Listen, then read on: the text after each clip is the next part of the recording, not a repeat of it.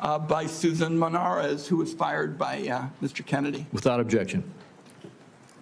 So what we know, and Dr. Monarez, was approved by Republicans. She wrote an op-ed today in the Wall Street Journal, which I've just put in the record, and I quote her. She said, "I was told to pre-approve the recommendations of a vaccine advisory panel newly filled with people who have publicly expressed anti-vaccine rhetoric."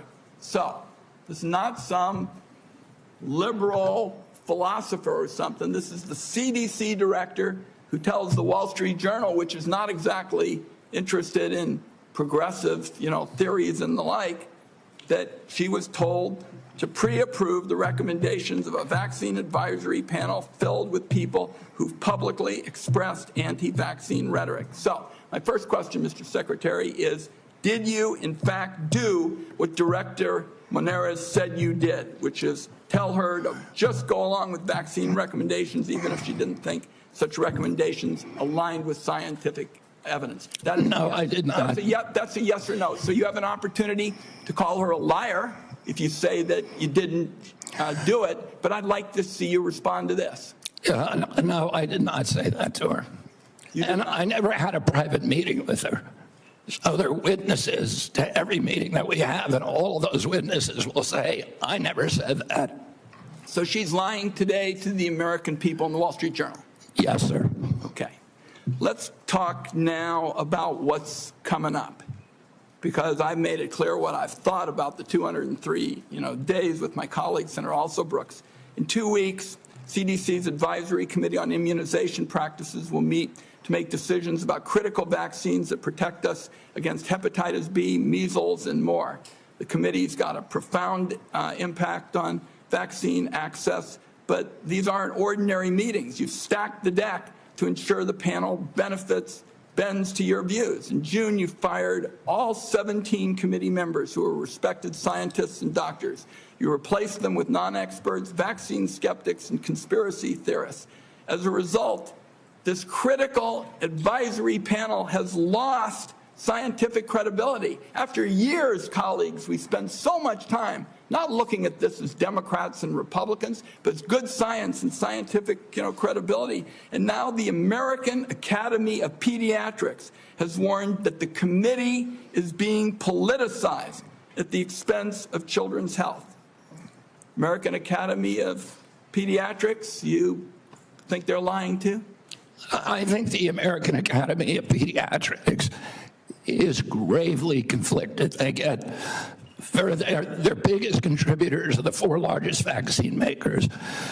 They run a journal, Pediatrics, which they make a lot of money on, that is completely dependent on pharmaceutical companies. So I wouldn't put a big stake in what they say that benefits pharmaceutical interests. Senator, I didn't politicize ACIP, I depoliticized it. The Congress has been investigating ACIP. All over the country, Mr. Secretary, scientists and doctors are saying otherwise. They're all wrong too. They're all lying, according to you. The scientists and doctors are supporting me all over the country. There is division on opinion. I don't get letters from thousands of people who are not political saying that this set of changes is going to damage American healthcare, and particularly these healthcare agencies, for decades to come. I don't get any letters from people saying, hey, this is going to make a big difference forever. Yeah, maybe you're listening to a selective group of people. Well, you get me. Yeah, and I will. Fine. I will tell you what, Senator. I will put my mailbag against your mailbag any day of the week. I got 30 seconds. Dangerous respiratory viruses like RSV are on the agenda for the next advisory meeting. Countless parents have been awakened in the dead of night by a wheezing kid gasping for air, forced to rush their little one to the ER. There's no worse heart-wrenching fear. The RSV vaccine offers these kids protection against the worst effects of the virus. But now it looks like you're on a crusade to make infants and babies more vulnerable to the terrible illness. That's what we're doing with the COVID changes. And please make your answer brief, Mr. Secretary.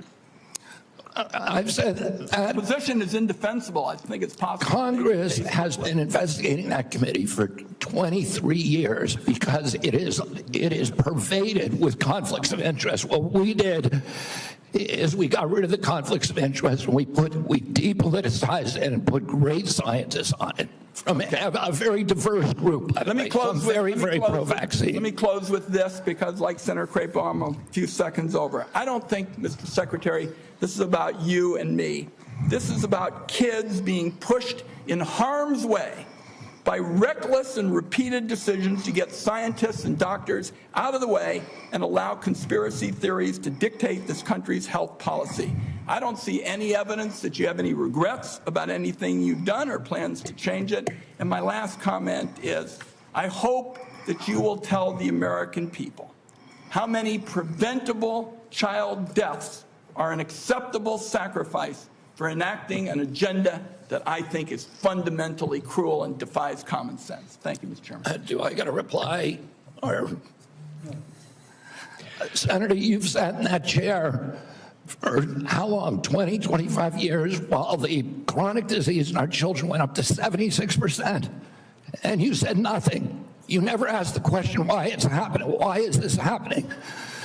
Today, for the first time in 20 years, we learned that infant mortality has increased in our country. It's not because I came in here. It's because of what happened during the Biden administration that we're going to end. I'm going to let Senator Wyden respond briefly to that, and then we're not going to go over like we just did. Defend this committee on a bipartisan basis. Colleagues, my cabinet secretary says that we have no interest in chronic care. Mr. Secretary, Mr. Chairman, could we have regular order, please? We are in the process of turning around the Medicare program with the chronic care bill that Chairman Hatch, when he was chairman, and this committee put together on a bipartisan basis. All right, we're going to proceed. And I just want the rest of the members to know, I gave Senator Wyden as ranking member some leeway there, but we're going to stick to the 5 minutes. Senator Grassley. First of all, thank you. I have asked HH secretaries in the past to fully utilize the Rural Community Hospital Demonstration Program under Medicare. The program has been underutilized. In May, the CMS filled the open slots. Thanks to your agency's work, there's been 10 more rural hospitals in the program. It's important that the federal government uses every tool possible to help rural hospitals, and thank you for making that possible. Now to my questions. Back in January, during your confirmation hearing, you told me that you agreed to leave farming regulations to the Department of Agriculture and EPA. Do you think that any comments you have made since your confirmation on topics dealing with agriculture are consistent with what you said in January, that USDA and EPA ought to be regulating farming, and that the Department of Health and Human Services should not seek to regulate farms, the tools they use, or the markets that they sell into?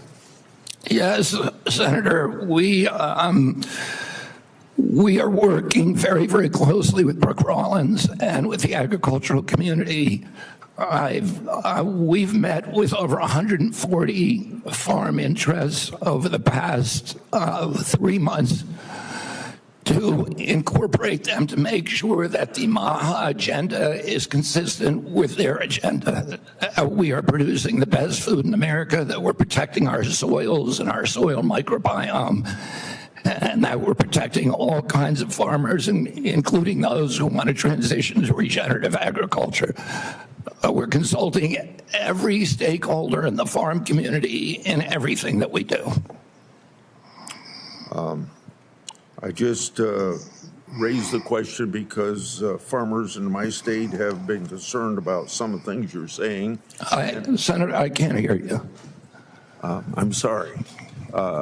Some of the farmers in my state have been raising questions about some of the things that they think you said, whether it was out of context or not. I just thought I'd raise this question so that you would keep by what you told us back in January at your confirmation hearing. Now, Senator Durbin and I have a bipartisan bill that requires price disclosures on TV ads. Price transparency is important in drug advertisement. I know that President Trump, Vice President Vance, and you are all supportive of this effort. When can I expect action from this administration on requiring drug companies to publish the price of drugs in their TV ads? And just in case you would tell me that you don't think you have that authority, can you help Senator Durbin and I on our bill so that we can ensure that you have legal authority to require price disclosure? Senator, I think it would be good for us to talk about this offline. We are working on this in our agency, and I'm happy to tell you, give you the details of what we're doing. Okay. I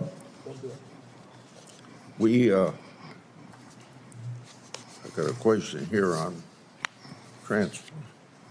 transplant. Senator Kennedy and I have been working, or Senator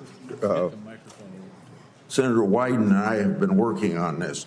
For nearly 2 decades, I've engaged in a bipartisan oversight of the organ transplant system. ERISA has developed a tool to combat transplant line skipping. I hope that you can take steps to make sure that these steps are being taken by HHS and ERISA to curb transplant line skipping. On July the 2nd, Senator Wyden and I wrote you a letter highlighting cases of OPOs in Mississippi and Kentucky.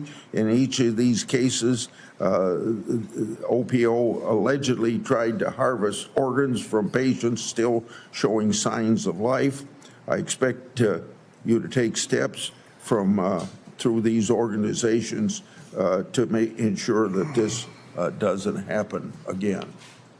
We have mounted a major investigation of misconduct, of illegal behavior, of organ harvesting, of living people, of line skipping, of favoritism, of all kinds of scandalous behavior inside the organ procurement organizations. We have already ended the contract, terminated the contract to the sole source provider. We are reorganizing the entire industry so that this can never happen again. I'm happy to go into the details with you if I had more time. Thank you. Senator Cornyn.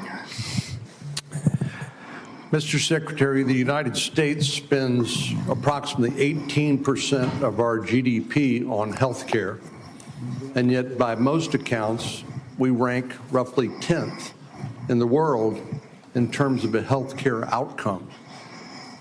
Our Democratic colleagues seem to think the more money you spend, you're necessarily going to improve those outcomes.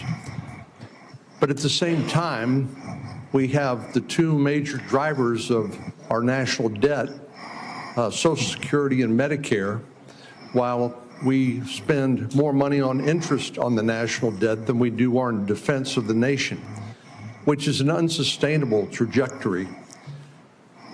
What is it that you're doing to address the effectiveness and the outcomes of our health care expenditures as opposed to just throwing more money at the problem? Yeah, I mean, throwing money at the problem does not work. We spend 2 to 3 times per capita what European nations spend on health care, and we have the worst health outcomes. We're 79th in health outcomes globally. Over the past 20 years, we've lost, or 30 years, we've lost 6 years to Europe in terms of longevity. So our lifespan was even with Europe's, now at 6 years behind. As I said as I remarked to Chairman Wyden this morning, or Minority Leader Wyden, today we got new data that showed that infant mortality has increased in this country in 2024 for the first time in 20 years. Diabetes has gone up 98% in 20 years. Nobody's doing anything about it. CDC's job was to make sure that this didn't happen. And what we're going to do is reorganize CDC, but also we've already righted the ship at NIH, at FDA, at CMS. And we are going to end the chronic disease epidemic. We are devoting thousands of studies. we're going to devote to identifying the causes, and we're eliminating them. And we're already starting. We're not waiting for everything to come in. We are starting now. We're doing this with food dyes, with grass standards, with dietary guidelines. We're going to get better food and better health to the American public because it's chronic disease that is bankrupting us and destroying our national security. It seems to me one of the biggest problems that we have in America today is the trustworthiness of the information that we actually receive from the news media and from any other source. And obviously, the easiest thing for our Democratic colleagues to do is to scare people because that is a powerful emotion, no matter what the facts may be. Do you believe COVID-19 was politicized? Yeah, the whole process was politicized. Senator, I mean, we were lied to about everything. We were lied to about natural immunity. We were lied to about, we were told again and again the vaccines would prevent transmission, they'd prevent infection. It wasn't true. They knew it from the start it wasn't true because that's what the animal studies and the clinical trials showed. We were told that there was science behind cloth masks. The CDC allowed the teachers union to write the order closing our schools, which hurt working people all over the country, and then pretend it was science-based. All of these issues, and then I can show you, like, for example, Chairman Wyden was talking about me politicizing ACIP, but during COVID, probably the most famous scientist on ACIP was Martin Kulldorff from Harvard, the great world-renowned epidemiologist and vaccinologist. And he criticized the COVID booster mandates. They ejected him from COVID because he wasn't in the orthodoxy. The two biggest health officials at FDA during COVID, Dr. Gruber and Dr. Krause, criticized the Biden mandates, vaccine mandates. President Biden said in August, I would never take that vaccine, the Trump vaccine. And he came in, he mandated it, and then he fired the two top health officials at FDA who said, hey, this thing has not been properly tested. So the whole process was politicized, and even today. So let me, in 15 seconds, so I think you answered yes. It was politicized. And I have concerns that when you look at some of the conflicts of interest in peer-reviewed articles in professional journals, and when you point out that even some of the physician associations are conflicted because of the money they get from the pharmaceutical industry, are you committed to trying to make sure that we use the best science and separate and eliminate politics as much as possible? That is what my job is. That's what my mission is. Eliminate the politics from science. Senator Bennett. Mr. Secretary, in June, you fired every member. Mr. Secretary, Mr. Secretary, may I have my time back, Mr. Chairman? Thank you. Mr. Secretary, thank you for your attention. In June, you fired every member of the well-qualified panel that was charged with recommending vaccines to the CDC. No one in your job has ever fired every committee member all at once. That month, you told the American people that you were, quote, going to bring great people onto the ACIP panel, not anti-vaxxers. Are you aware that one of the people you put on the panel, Dr. Robert Malone, claimed that the commonly used mRNA vaccine, quote, causes a form of AIDS and can damage children's, quote, brains, their heart, their immune system, and their ability to have children in the future? Yes or no, Mr. Kennedy? And Dr. Malone is one of the inventors. Yes or no? Yes or no? Were you aware that he had that view when you appointed him to this panel? Dr. Malone is one of the inventors. As I said, Dr. Malone is one of the inventors of the mRNA vaccine. So he knows a lot more about it than I do. Mr. Chairman, that statement is not true that Dr. Malone made, just as it wasn't true when you wrote that, quote, African AIDS is entirely different from Western AIDS.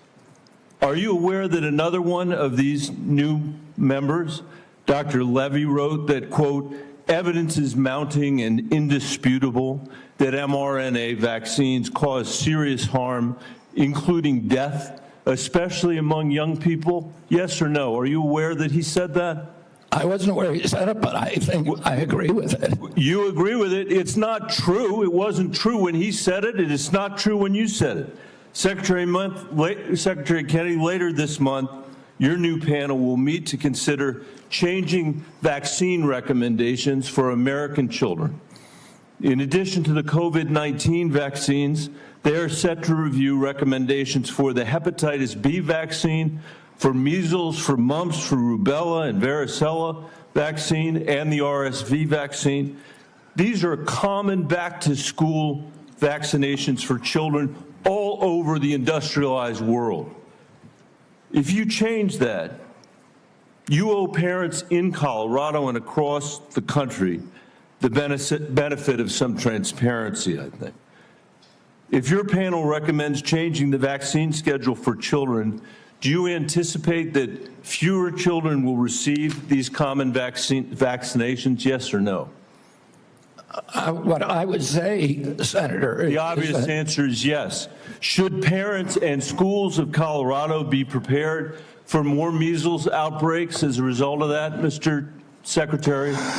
Senator, how about more mumps outbreaks? I do not anticipate a change in the MMR vaccine. ACIP is an independent panel. So well, it's a panel you just put those folks on. Far from what you said, they're people with ideas that are completely outside the mainstream. You mean out of the pharmaceutical paradigm? Let me just say, Mr. Secretary, all these vaccines that we're talking about today are free and accessible to parents today in America who have the freedom to be able to make that choice for their children. Will that be true after your handpicked panel makes their judgments about these vaccines? I think that parents should be free to... I know you said that before. I do too. To make their own choices. So will they be just as free after these? I assume they will be. I will hold you to that, Secretary Kennedy, because this is not a podcast. It is the American people's health that's on the line here. This is the last thing, by the way, our parents need when their kids are going back to school, is to have the kind of confusion and expense and scarcity that you're creating as a result of your ideology. I think it's critical for you to share the evidence that this panel will rely on. Will you give the American people 6 months or 6 weeks in advance the record that they're going to rely on to make these decisions? Will you make it transparent for the American people? All the evidence is transparent. Will you make it in advance transparent for the American people so they can comment on it? All the evidence is transparent for the first time in history, and you were never there complaining when the pharmaceutical companies were picking those people and then running their products through with no safety testing. You can characterize it any way you want. I quoted them today. What I said was accurate. What you said were lies. You described people moving the Titanic. Are you saying that a mRNA vaccine has never been associated with myocarditis or pericarditis in teenagers? Is that what you're trying to tell us? I am simply trying to say that the people that you have put on that panel, after firing the entire... You're evading the question. No, I'm asking the questions here, You're Mr. Kennedy. evading that question. I'm asking the questions, I asked you a question. I'm asking the questions for Mr. Kennedy on behalf of parents and schools and teachers all over the United States of America who deserve so much better than your leadership. That's what this conversation is about, Mr. Chairman. Senator, they deserve the truth, and that's what we're going to give them for the first time in the history of that agency. Senator Cassidy. Thank you. I'll try and restore a little calm here. And I'm approaching this as a doctor, not as a senator. I am concerned about children's health, seniors' health, all of our health. And I applaud you for joining the president in a call for radical transparency. Thank you for that. I said yesterday, I believe it, that President Trump deserves a Nobel Prize for Operation Warp Speed. If he had been President Obama, he would have gotten it. But because of Operation Warp Speed, forcing the federal government to come to a vaccine development within 10 months when others said it couldn't be done, we saved millions of lives globally, trillions of dollars. We reopened economies, an incredible accomplishment. Mr. Secretary, do you agree with me that the president deserves a Nobel Prize for Operation Warp Speed? Yeah, absolutely, Senator. That was phenomenal. So let me ask you, but you just told Senator Bennett that the COVID vaccine killed more people than COVID. Wait, that was a statement. I did not say that. Okay, then let me ask, because you also were Senator, I just want to make clear, I did not say that. We'll check the record. That's a question of fact. You also said that you were also, as lead attorney for the Children's Health Defense, you engaged in multiple lawsuits attempting to restrict access to the COVID vaccine. Again, it surprises me that you think so highly of Operation Warp Speed when, as an attorney, you attempted to restrict access. Now, let me ask. I'm happy to explain why. I had 3 minutes and 30 seconds left. All right. It also surprises me because you've canceled, or HHS did, but apparently under your direction, $500 million in contracts using the mRNA vaccine platform that was critical to Operation Warp Speed. Again, an accomplishment that I think President Trump should get a Nobel Prize for. You canceled $500 million in contracts. Now, I grew up in a middle-class family, so $500 million seems to cancel. It seems like an incredible waste of money. But it also seems like a commentary upon what the president was attempting, what the president did in Operation Warp Speed, which is to create a platform by which to create vaccines. So this just seems inconsistent that you would agree with me the president deserves a tremendous amount of credit for this. Is this a question, Senator Cassidy, or is this a speech that you don't want me to answer? Because I want to answer that question. Please. If it's a question. But be tight, please. First of all, the reason that Operation Warp Speed was genius is it did something nobody had ever been done. I don't think any president, but President Trump could do it. It got the vaccine to market that was perfectly matched to the virus at that time when it was badly needed, because there was low natural immunity and there were people getting very badly injured by COVID. But it was also brought in therapeutics like hydroxychloroquine and ivermectin and protocols for treatments. And there were no mandates. And then okay, I have another question, so please, about 15 that's when I began litigating against President Biden's mandates. Now, I'm sorry, let me go on because in terms you've of covered me the mandates canceling before. those contracts. I have limited time, Mr. Secretary, I'm sorry. You've called for, and rightly so, that we should restrict participation in agencies for those with conflict of interest. I would like to submit for the record a evaluation of the conflict of interest of those who are on the ACIP and the Vaccines and Related Biologic Products Advisory Board. It was not 97% as alleged, rather it was 6.9%, and it was 1.2%, I think, for the other panel. Without objection. Now, I am concerned, though, because many of those whom you have nominated for the ACIP board, Senator, excuse me, can I have my time back? Yes. Yeah. What I am concerned about is that many of those whom you've nominated for ACIP have received revenue as serving as expert witnesses for plaintiffs' attorneys suing vaccine makers. Now, one of my colleagues in another setting alleged that you seem more interested in settlements than science. If we put people who are paid witnesses for people suing vaccines, that actually seems like a conflict of interest. Real quickly, do you agree with that? No, I don't. It may be a bias, and that bias, if disclosed, is okay. But it's not a financial. It's not a financial conflict of interest. It's not a financial conflict of interest. Let me finish up. You also told Senator Wyden at the outset that you didn't want to take vaccines away from people. And as I conclude, I would like to say this. Because of the conflicting recommendations made about COVID. This is from Eric Erickson, good conservative out of Atlanta, Georgia, occasionally gives me hell. My wife has stage 4 lung cancer. She is one of the people the COVID vaccine actually helps. Thanks to the current mess at HHS, CVS is unable to get her vaccine. Secondly, an email from a physician friend of mine. Hey, Bill, I'm not even sure what I'm asking you, but we're all confused and concerned about who can get the COVID vaccine.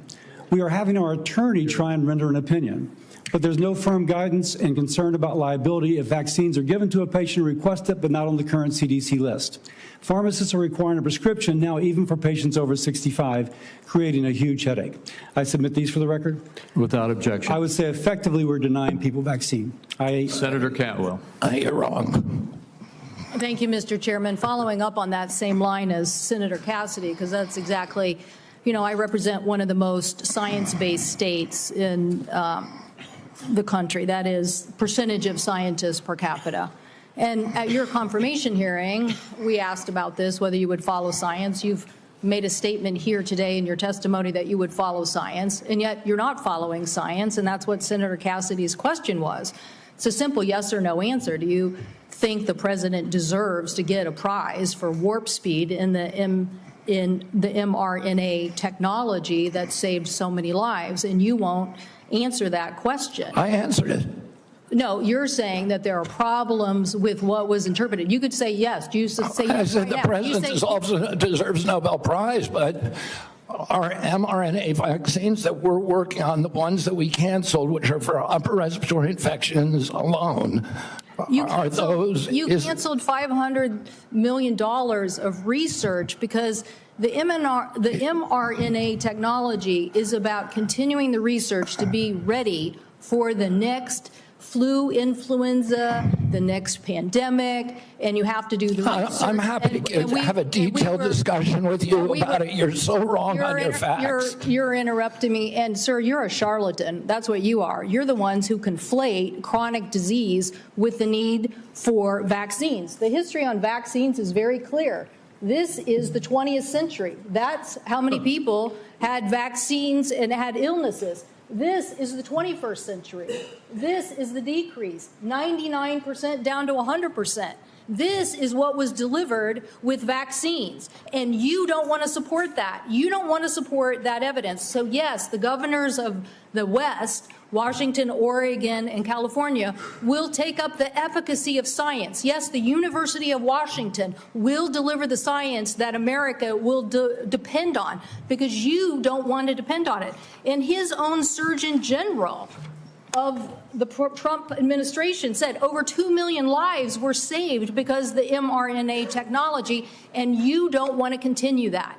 You don't want to continue that technology. So what country is going to now take up that technology lead? What country is going to do that, leaving us more vulnerable to some other country keeping the advantage on having the best technology? So I'm telling you, I represent a state that's about technology. I have two other quick questions for you. These questions or statements? Because I can answer that question if it's actually a question. Do you believe in having the ACA and the support for the ACA that is about to expire? Do you believe in doing something about that? In terms of the enhanced premium tax credits? Yes. Well, the Democrats had two chances to make them permanent, and they didn't. And they didn't for a reason. We're the ones who delivered it. So I'm just asking yes or no, do you want to do something about this? Yes or no? I want to fix the system, and that's what we're doing, fixing systematically to make premiums lower. That's what President Trump wants to do. Do you think the women on the steps of the Capitol were a hoax yesterday? I don't know about any women on the steps of the Capitol. The women who were talking about Epstein, do you think they were a hoax yesterday? Do I think they were? Do you think they were perpetrating a hoax yesterday? Perpetuating a hoax? Yeah. I have no idea what they were saying. This is the first I'm hearing about it. You're hearing about the women on the Capitol steps saying that they believe that the Epstein information should be made public? That's the first you're hearing about it? What I'm saying is you're perpetrating hoaxes. You as this Secretary of Health. So you're undermining the whole healthcare delivery system, and you keep trying to point to chronic disease. But you're not putting solutions on the table to cover more Americans, and you're taking away the science and technology that has made us the leader that has saved, according to the first Trump administration Surgeon General, millions of lives. And you don't want to keep that going. So no, I don't support your continued efforts as Secretary, and I definitely think that our colleagues need to rally around science. If you want the Northwest to continue to lead on all innovation and all healthy people, okay, we'll do that. But it's a sad statement for the rest of America and America's leadership on technology. Thank you, Mr. Chairman. Thank you. Senator Warner. Mr. Secretary, I agree with a lot of my colleagues' statement. I actually had hoped, I didn't support you. I thought taking on chronic illnesses was going to be important. I've got 2 kids, as we discussed when you met, that have chronic illnesses. I'm not sure that the focus on red dye and seed oils are going to fully solve that problem. Of course they won't. I would say this, that seems where your emphasis is. I want to go back to just, again, some basic facts. Do you accept the fact that 1 million Americans died from COVID? I don't know how many died. You're the Secretary of Health and Human Services. You don't have any idea how many Americans died from COVID? I don't think anybody knows that because there was so much data chaos coming out of the CDC, and there was so many perverse incentives. And these are model You don't know the answer of how many Americans died from COVID. This is the Secretary of Health and Human Services. Do you think the vaccine did anything to prevent additional deaths? Again, I would like to see the data and talk about the data. You have had this job for 8 months, and you don't know the data about whether the vaccine saved and lives? that's the problem, is that they didn't have the data. The data by the Biden administration absolutely dismal. Who is politicizing? You're saying the Biden administration politicized all the data? Go back to what Senator Cantwell just said. Fired Dr. Go to the Trump Surgeon General. They fired Dr. Graf. They fired all the people who questioned the orthodoxy. They fired Dr. Gruber, Dr. Kaus. So, Mr. Chairman, the Secretary of Health and Human Services doesn't know how many Americans died from COVID. Doesn't know if the vaccine helped prevent any deaths. And you are sitting as Secretary of Health and Human Services? How can you be that ignorant? Like, you know, I remember when we went through the hearing with you, I asked you about community health centers. You didn't know what role they play. I've been visiting community. I'm glad you got to one. I think in April. I tell you what I hear on community health centers, they are terrified, with all due respect to my good friend the chairman, of the big awful bill, because they are going to lose health care across the board. They already live in food deserts. They can't get to a nutritionist because Medicaid doesn't do enough reimbursement. If you're going to want Americans to get healthier, should they have access to nutritionists? Should they have access to good science about healthy food? Absolutely. Well, then how is that going to happen with the Medicaid cuts that are taking place? There are no cuts to Medicaid. Sir, that is an absurd. There is not a single, some of my Republican colleagues, but there is not a single study that does not, and I can tell you, I was in Franklin, Virginia a couple days ago. The rural hospital is going to close. The hospital system was so afraid they wouldn't even let me have the meeting there. But that rural hospital is going to close. And they are looking for where those folks are going to go. I mean, you're supposed to be doing health care policy, not being the doctor in residence for all of America. I hope I can just say, I'm still going to trust my doctor rather than your health advice. That's the problem with our thing. And obviously, Tom Cotton's going to, who knows who he's going to trust. But let me go back to policy for a couple, so maybe we can lower the temperature a little bit. I got a bipartisan bill that would be a systemic fix, not a vote-buying mechanism when Medicaid's getting cut, what was put in on the rural hospitals. One of the things we could do, Mr. Secretary, is make sure that the folks who work in rural hospitals get an 80% reimbursement of what folks get in more urban centers. Would you support that legislation? Are you talking about the area wage index? I'm talking about the area wage index and moving that up to 80%. So there is actually ability to get rural providers. President Trump supports that, and we support. You support. Good. So you will work with us to get that passed. Yes. That will increase costs on both Medicaid and Medicare, so you are committed to that. I appreciate that. What about Senator Wyden and I've got a bill, because across America, what about what? Hospitals are shutting down on their OBGYN services.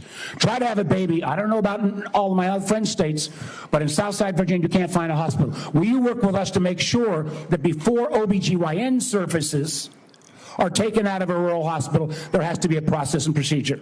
I'm happy to work with you on that, Senator, meet with you and see if we can work with you on it. I don't know exactly what the issue is. Well, again, the Secretary of Health and Human Services, who has said he doesn't know how many people died from COVID, doesn't know if the vaccine saved lives, doesn't understand the issue that OBGYN doctors are fleeing rural America because they can't afford it. And with the cuts that are coming up, it's going to be exponentially worse. I would invite you, sir, to come with me to a community health center in Virginia and hear what is on people's mind. They want to get healthier? Absolutely. Count me in. But they also don't want their basic health care removed. Thank you, Mr. Chairman. Senator Langford. Mr. Chairman, thank you. Secretary, good to see you again. As I traveled around Oklahoma during August, it was great to be able to be home. I had several folks that contacted me, and we had some great meetings with some rural hospitals as well. They're looking forward to the $50 billion for the One Big Beautiful Bill that is targeting towards rural hospitals, starting with $10 billion next year. I know you're quickly getting all the instructions out on that. We know that's in process. It was good to be able to visit with them and be able to talk about that. They're very pleased. Thanks for the work you're doing on that. I also met with some of our groups that do incredible medical research on this. I know the NIH grants were held for a while and being studied. Those have been released, and grateful to be able to see that, because there's some amazing medical research happening, including some longitudinal studies. They need those dollars released, so I appreciate y'all getting those released out there. I did hear from a lot of our folks, and I want to talk about one of these issues. From a lot of our hospitals, they immediately raised the issue of Medicare Advantage plans and how they're withholding payments, they're delaying payments back to hospitals, and a problem that's been for rural hospitals. I know y'all are working on that as well. We want to work with you on that. But you and I have spoken on the second issue on that, and it's the pharmacy benefit managers. During the confirmation process, it was interesting when you and I met in my office, you said every single senator brought up PBMs to you. And you made the statement during the confirmation process, this is an area that President Trump wants to take on, is the pharmacy benefit managers. This is unfinished business in this committee, but I wanted to just know, what is HHS doing at this point on the PBM issue in particular to make sure we're not driving out rural pharmacies, and what we can do to be able to make sure that's fair? I mean, it's a priority for the president. He talks to me about it, I would say, at least once a week. Sometimes at 11 o'clock at night, and we've met with the PBMs, and we are in talks with them. We're also in MFN talks with the pharmaceutical companies, who are also very interested in reducing the cut and getting transparency among the PBMs. And the PBMs have committed to us to transparency, to some protocol that will guarantee transparency. And then the part of the MFN negotiations would include direct-to-consumer marketing, which would eliminate the middleman. So I think we're doing a lot on PBMs. Okay, that'd be very helpful to be able to see. It'd be very helpful for consumers across the country on this. You and I spoke as well, and you've made public statements on this, and the FDA commissioners made public statements on the issue of reviewing the safety issues of mifepristone. Your comments early on were every drug needs to be treated the same, needs to look at the same, and not have political biases and how things are actually examined. There were a lot of changes on the allocation of mifepristone for elective abortions under the Biden administration. It's now open to anyone without a prescription on it. You don't have to go through a doctor on it. There's all kinds of issues that are happening now on it. So the question was, you said that there would be a review on that just to be able to look at it, make sure we're following all safety protocols. Do you know a timing on that review? I can't give you the exact timing. I talked to Marty McCary about it yesterday, and he said it is progressing apace. We're getting data in all the time, new data that we're reviewing. And we know that during the Biden administration, they actually twisted the data to bury one of the safety signals with a very high safety signal, around 11%. So we're going to make sure that that doesn't happen anymore. We're producing honest science and gold standard science on that. I'll keep you abreast of where we are. Thank you. Just go where the science leads on that. During the Biden administration, the Title X regulation that requires Title X family planning programs recipients to physically and financially separate from abortion activities, their Title X activities, and eliminate them promoting or providing abortion with those funds. That was flipped from the original Trump rule that was done under the first presidency. During a confirmation, you had committed to go back and look at that again and to be able to see. My question is, do you know the timeline for agency action for when that rule on Title X and the separation payments rule will be either reviewed or will actually be reinstated to the original Trump rule under his first presidency? I don't know if they're I just don't know the answer to your question, whether they're actually reviewing the rule right now. I can tell you that the NGOs that have that issue, that refuse to separate their payments streams and separate their operations, are not getting funded. Okay, well, that was an issue under the law when it first came out, to be able to keep those things separate on it. So look forward to that. Thank you, Mr. Chairman. Thank you. Senator Hassan. Oh, thank you, Mr. Chairman, and good morning, Secretary Kennedy. Just before I ask a question, I did want to note, in response to the Secretary's statement that the Trump administration wants to lower the cost of health insurance, that across the country right now, the median increase for commercial insurers that we're seeing this fall is 18%, just as families are struggling to make ends meet. Now, I want to follow up on a line of questioning that Senator Cassidy began. Mr. Secretary, President Trump said that the COVID-19 vaccine produced by Operation Warp Speed was, and these are the president's words, a monumental national achievement. Although I have strongly opposed many of President Trump's actions, I agree with him that Operation Warp Speed in 2020 was a monumental achievement. Unfortunately, you are undermining one of the president's biggest achievements, which, as the president said, saved millions of American lives. You even went as far as to call President Trump weak for this life-saving accomplishment. Last year, you tweeted that President Trump has a weakness for swamp creatures, and that Operation Warp Speed was among, here's your quote again, the most devastating impact of President Trump's weakness. So, Mr. Secretary, was Operation Warp Speed a monumental national achievement, as President Trump said? For the reason that I already said, and I assume you won't let me repeat, but I'm happy to if you want, yes, it was.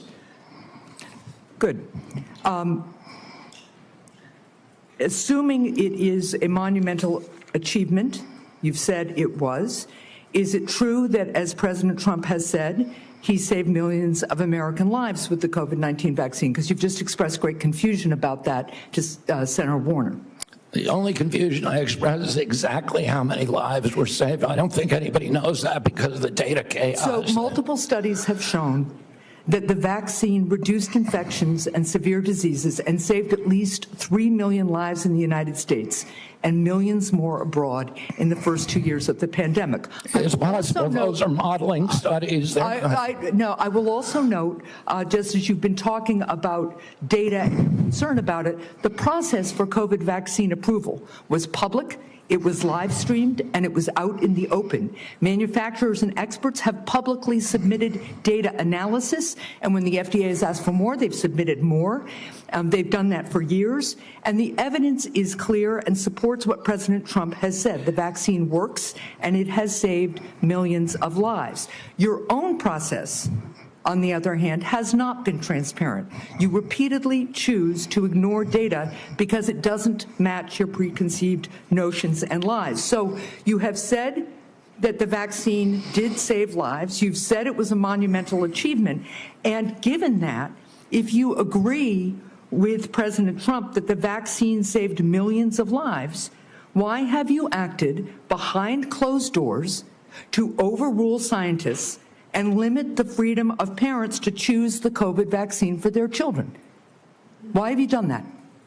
For the COVID vaccine, I was removed by FDA because there was the industry. No, it was behind closed doors. No, that's not Paul. And scientists who said they wanted to brief you on the science, scientists who wanted to understand why the FDA, why you unilaterally changed the parameters for giving vaccines, making it possible now, to Senator Cassidy's colleagues' points, that they're going to have to go off-label. This is crazy talk. You're just making stuff up. To prescribe a vaccine for children. I'm not making things up. Do you know how the FDA approval process works and what happens? Yeah, I know exactly. Do you know what an off-label prescription is? I know exactly how it works. I know exactly how it works. So why behind closed doors? It's not behind closed doors. The industry makes the studies, and they could not provide a study that said that it is effective for healthy kids. So when have you produced the data that you relied on and that this FDA relied on to change those parameters? You did it behind closed doors. No, the data is all public. Now parents who decide that they do want their children to have You're just COVID making vaccine, stuff up, Senator. I'm not You're making just stuff making stuff up. You know, sometimes when you make an accusation, it's kind of a confession, Mr. Kennedy. So let's just settle with this. So here's what's going to happen. To Senator Warner's point, to the parents who are concerned all around the country, to people who want to get the COVID vaccine this fall, even if they're under 65, because the boosters have worked, there's been much less serious disease, people do not have the same level of threat and risk from COVID that they used to because of these vaccines. People who want to exercise their freedom of choice are being denied that. No, they aren't. Everybody can get the vaccine. Because you are citing data that you won't produce to the public. You're just and you are rejecting You're science. making things up to scare people, and it's a lie. With respect, I do not think I'm the one making things You up. are Thank you, lying Mr. Chair. right now, Senator. Senator Barrasso. Thanks, Mr. Chairman. Mr. Secretary, thanks for being with us today. I believe one of President Trump's greatest achievements was his bold and successful actions on COVID. When faced with a global pandemic, he didn't back down. He was determined to find a cure, and through Operation Warp Speed, a vaccine was developed that distributed quickly, safely, effectively, and I believe it saved many, many lives. I think it's a model of American ingenuity and public-private partnership. But this wasn't the first time an American president acted boldly to address disease and vaccines. There's a great book that's out. It's a prize-winning book called The Fate of the Day by Rick Atkinson, and he talks about the courageous efforts by George Washington. During the Revolutionary War, George Washington reversed his opposition to the smallpox vaccine, and he ordered that all the soldiers be vaccinated. It was among the most consequential decisions Washington would ever make. By protecting his troops from smallpox, Washington preserved the Continental Army, which allowed our nation to continue to fight for our independence. And like President Trump, I believe President Washington acted decisively to protect Americans' lives at a time of great national peril. So over the last 50 years, vaccines are estimated to have saved 154 million lives worldwide. I support vaccines. I'm a doctor. Vaccines work. Secretary Kennedy, in your confirmation hearings, you promised to uphold the highest standards for vaccines. Since then, I've grown deeply concerned. The public has seen measles outbreaks, leadership in the National Institute of Health questioning the use of mRNA vaccines, the recently confirmed director of Centers for Disease Control and Prevention fired. Americans don't know who to rely on. You know, recent polls said 89% of voters, 81% of Trump voters agree vaccine recommendations should come from trained physicians, scientists, public health experts. So, you know, they believe, you know, Senator Marshall, Senator Cassidy, they believe me when it comes to vaccines. If we're going to make America healthy again, we can't allow public health to be undermined. So could you explain what steps you're going to be taking to ensure vaccine guidance is clear, evidence-based, and trustworthy? We're going to make it clear, evidence-based, and trustworthy for the first time in history. For most, right now, you know, when I was a kid, I got 3 vaccines. I was fully compliant. Today's children have to get between 69 and 92 vaccines in order to be fully compliant between maternity and 18 years. Only one of those 19 vaccines, 92 doses, only one of those vaccines has ever been tested against an inert placebo. And what we're doing now is any new vaccine that before it's approved and licensed will have to demonstrate safety against an inert placebo. And we're going to go back and do observational studies on the existing vaccines to see if they're linked to any of these chronic disease epidemics so that people can understand the risk profile of those products and make good assessments for their own health. So in 2 weeks, vaccine experts at the CDC are going to meet to discuss childhood vaccine recommendations. Parents and physicians depend upon this guidance to make decisions and to keep kids safe. And as I said, I support vaccines. I've been hearing from many of my medical colleagues, people I've known from medical school, residency, and when I practiced medicine in Wyoming, and there are real concerns that safe, proven vaccines like measles, like hepatitis B, and others could be in jeopardy. And that would put Americans at risk and reverse decades of progress. As we've seen over the last 4 years, the previous administration 4 years, when recommendations became politicized or were swayed by bias, that the public trust can be lost. So what safeguards are in place to ensure decisions are based solely on science and not politics? And how are you going to make sure doctors and parents can count on CDC guidance? I mean, Senator, I would point this out. Right now, there's only 10% of children are complying with the CDC's recommendation on COVID boosters. Only 15% of healthcare workers. So Americans have lost faith in CDC, and we need to restore that faith. And we're going to do that by telling the truth and not through propaganda, by making them understand that everything that we say is true, that we're going to tell them what we know, we're going to tell them what we don't know, and we're going to tell them what we're researching and how we're doing it, and we're going to be transparent. It's the only way to restore trust in the agency, by making it trustworthy. Finally, with chronic diseases like you, I'm committed to addressing our nation's growing rate of chronic diseases. I think if we're going to make America healthy again, we need to support rural primary care providers that play a role. As a rural physician, I want to make sure we can prevent and manage chronic diseases in their communities, and I ask for you to continue to work with us specifically with regard to rural health. Thank you, Congressman. Senator Daines. Chairman Cripple, thank you. Secretary Kennedy, welcome. It's good to see you here again. I want to begin my time by talking about the issue of federal deregulation of chemical abortion drugs. Since mifepristone was approved in 2000, 25 years ago, the FDA has steadily stripped away safeguards related to this drug, no longer requiring a doctor's prescription, no follow-up visits, no adverse event reporting, and now allowing it to be sent through the mail.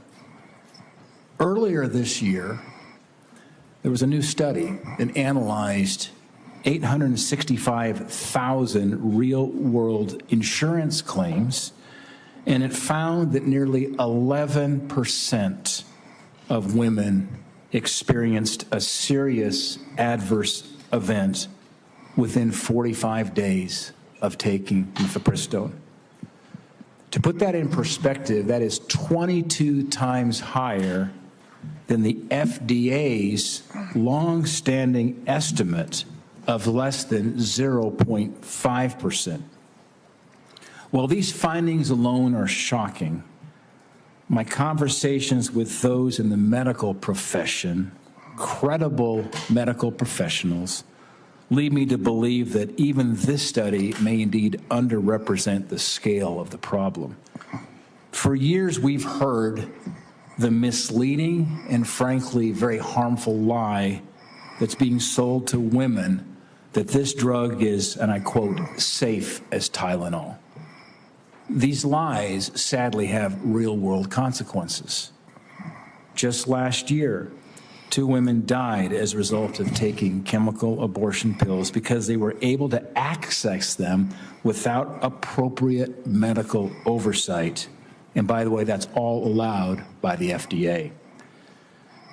Mr. Secretary, I am grateful that you and FDA Commissioner McCary have already begun the process of reviewing this new data on the safety of mifepristone. We talked about this during your confirmation hearing. My question is, could you provide any updates on the status and the scope of that review and whether the FDA intends to replicate studies like the one that I referenced? I think those are, I don't know if they're going to do an insurance claim study. That's one way to do it. I don't know exactly whether they're doing epidemiological studies or observational studies. I don't know exactly what they're doing, but I know I talked to Marty McCary about it yesterday, and he said those studies are progressing and that they're ongoing. So I will keep your office informed at every stage. Thank you. And I've had a really constructive conversation with the FDA Commissioner as well, McCary, and I mean, here's a very smart, data-focused, sincere type of leader. And we had a really good conversation. I want to encourage those conversations with you, Mr. Secretary, and that there's a follow-up here to make sure that the data that we now have exposed will be studied by the FDA and the appropriate actions considered. Given the legitimate safety concerns surrounding mifepristone and your actions to roll back other COVID emergency measures, will you repeal the COVID-era telemedicine allowance, given that we're repealing these COVID-era regulations and emergency measures? Would you repeal the COVID-era telemedicine allowance for chemical abortion drugs and restore the requirement for an in-person doctor visit? Senator, I need to get back to you on that. I don't know if the White House has yet taken a position on that, but we will get back to you this week about that. Okay, all right. Thank you. I want to close with a quick Montana question. Earlier this week, the state of Montana submitted a Medicaid demonstration waiver application to CMS to strengthen the state's Medicaid expansion program. This waiver seeks to require community engagement and enhance cost sharing for working-age, able-bodied adults enrolled in the program. I applaud our governor, Gianforte, and Director Brereton for their proactive leadership in this space. My question is, Mr. Secretary, could you commit that CMS will work quickly in its consideration of Montana's waiver application? Absolutely. It sounds like the kind of waiver that we're looking for. Okay. Thank you, Mr. Secretary. Thank you, Senator Johnson. Thank you, Mr. Chairman. Secretary Kennedy, first of all, thanks you for your willingness to serve and for putting up with this abuse. 5 minutes is even close to refute all the falsehoods that have been confidently spewed during this hearing. We'll talk about real data here, okay? Well, first of all, thank you for breaking the logjam of information of HHS. My committee's got now over 8 million pages of information. Just in the first tranche, by the way, what we discovered is that the CDC, somebody in the federal health agencies, this interagency communication, hid the signal. They admitted there was a signal on myocarditis, and they hid it. They didn't warn the public. They didn't warn doctors. So that's just one instance of corruption and lies told by the CDC. We've got a lot of others we'll be rolling out, okay? So we held our first hearing in permanent subcommittee investigation on that hiding of the signal of myocarditis.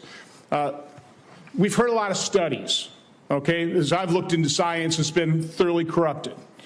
Here's data, and I'd like to enter this sheet into the record. I've been publishing this chart for, since really early 2021, when I'm on, for example, talk radio shows and they talk about this, they get deplatformed, or they were, because all the censorship during the Biden administration. Here's the facts. The VAERS system that was touted in October of 2020, this great safety surveillance system on COVID.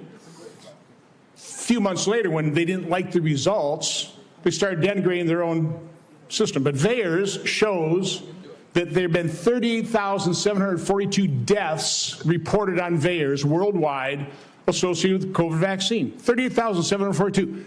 9,252 of those deaths occurred on the day of vaccination or within 1 or 2 days. Again, I agree with you. Nobody knows how many COVID deaths were because the information was completely corrupted. Nobody knows how many lives were saved by the COVID. Again, I think most people, okay, if you're vulnerable, raise your antibodies, reverse severity, fine. There's not any good study on that. There's just information out there, just claims being made. This is hard evidence. And certainly what I've been advocating for are the injection injured, the childhood vaccine injured.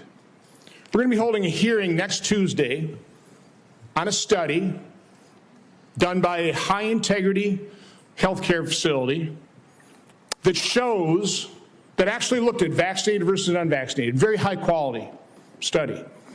I'm not going to steal the thunder of Aaron Seary, who's going to be testifying on this. I think you're aware of this study that shows the vaccinated population far more prone to chronic illness than people completely unexposed to vaccines. That is just one example of how science has been corrupted by the way, the study was conducted, and when they conducted this, oh no, no matter what the results are, we're going to release this. They got the results in 2000. It is yet to be released. We're going to enter that in the record on Tuesday. Do you want to just talk about what you've witnessed in terms of the capture of the agencies that you're now in charge of, the corruption of science, which I believe you just said, that is almost your number one goal, right, is try to bring integrity and credibility back to science, which has been corrupted by the people who pay for it, by federal health agencies being captured by pharmaceutical industries, by big pharma, by big food. Just, I want to give you, I'm sorry, just the last minute to, first of all, defend yourself, but talk about the corruption of science that you're having to deal with and trying to correct. Yeah, I mean, I'll just tell you one example, and I could sit here and give you thousands. But in 2002, CDC did an internal study of Atlanta and Fulton County, Georgia children, and looked at children who got the MMR vaccine on time and compared those to kids who got them later. So in other words, kids who got them before 36 months and kids who got them afterward. The data from that study showed that black boys who got the vaccine on time had a 260% greater chance of getting an autism diagnosis than children who waited.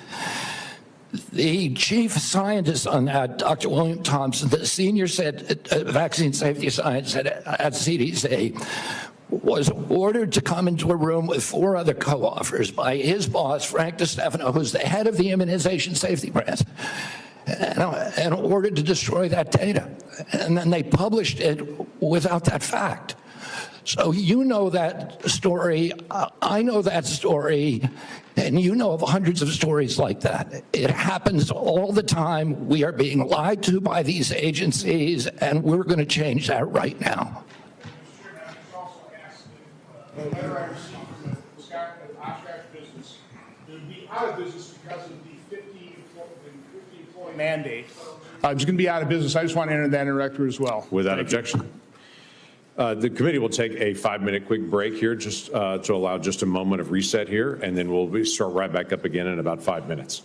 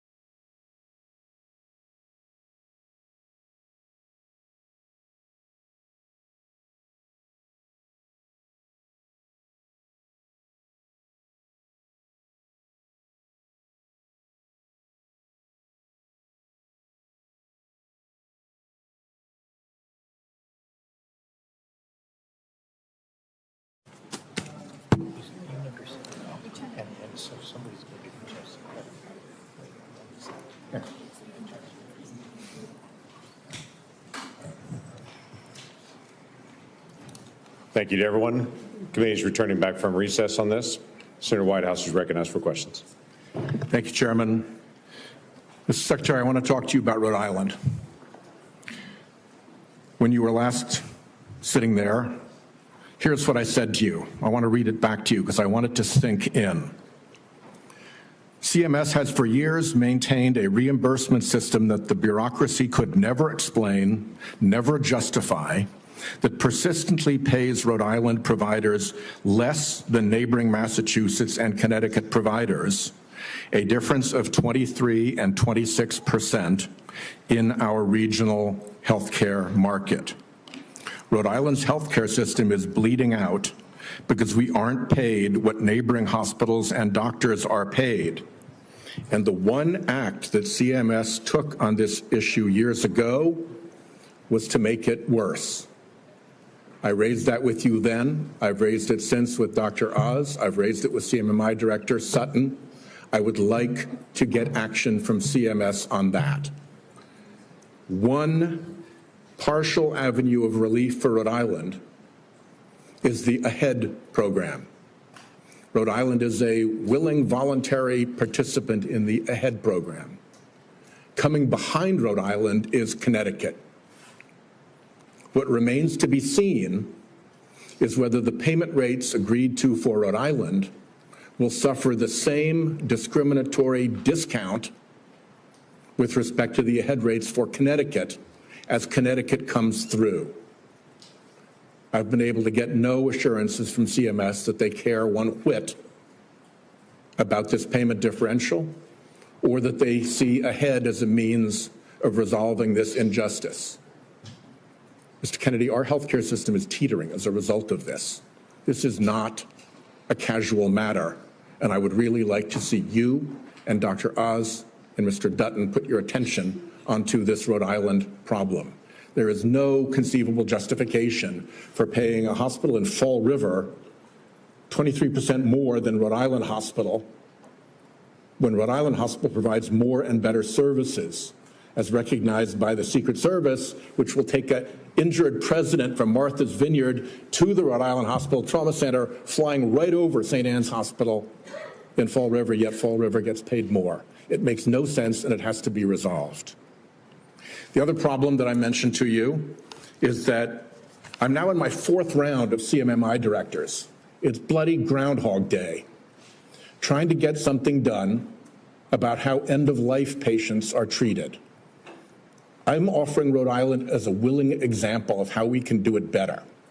It is idiotic and cruel to force a family to put their dying loved one through 3 days and 2 nights of a hospital before they can put them in a nursing home. It is equally ridiculous to not allow palliative and curative care to happen together. Providing home care when someone is dying, even if they can still get out of the house or into the yard, is a basic thing to ask.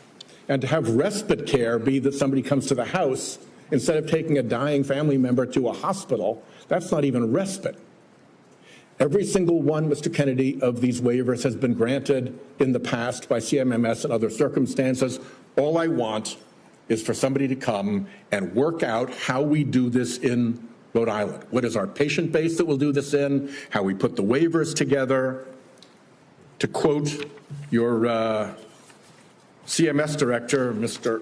Oz, he said, as we discussed in your office, we must re-examine how end-of-life care is addressed in this country.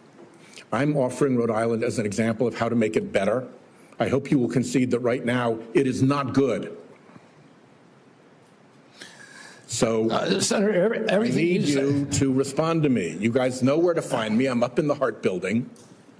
Yeah. We've reached out, we've tried for meetings, and the progress in all 3 of those areas, fixing the payment gap, getting ahead balanced regionally, and following through on our desire to do good things, improving end-of-life care with waivers you guys have already granted, has gotten me so far No place. And forgive my impatience, a lot of it predates you. I put a hold on Biden nominees because I was getting jerked around by your bureaucracy.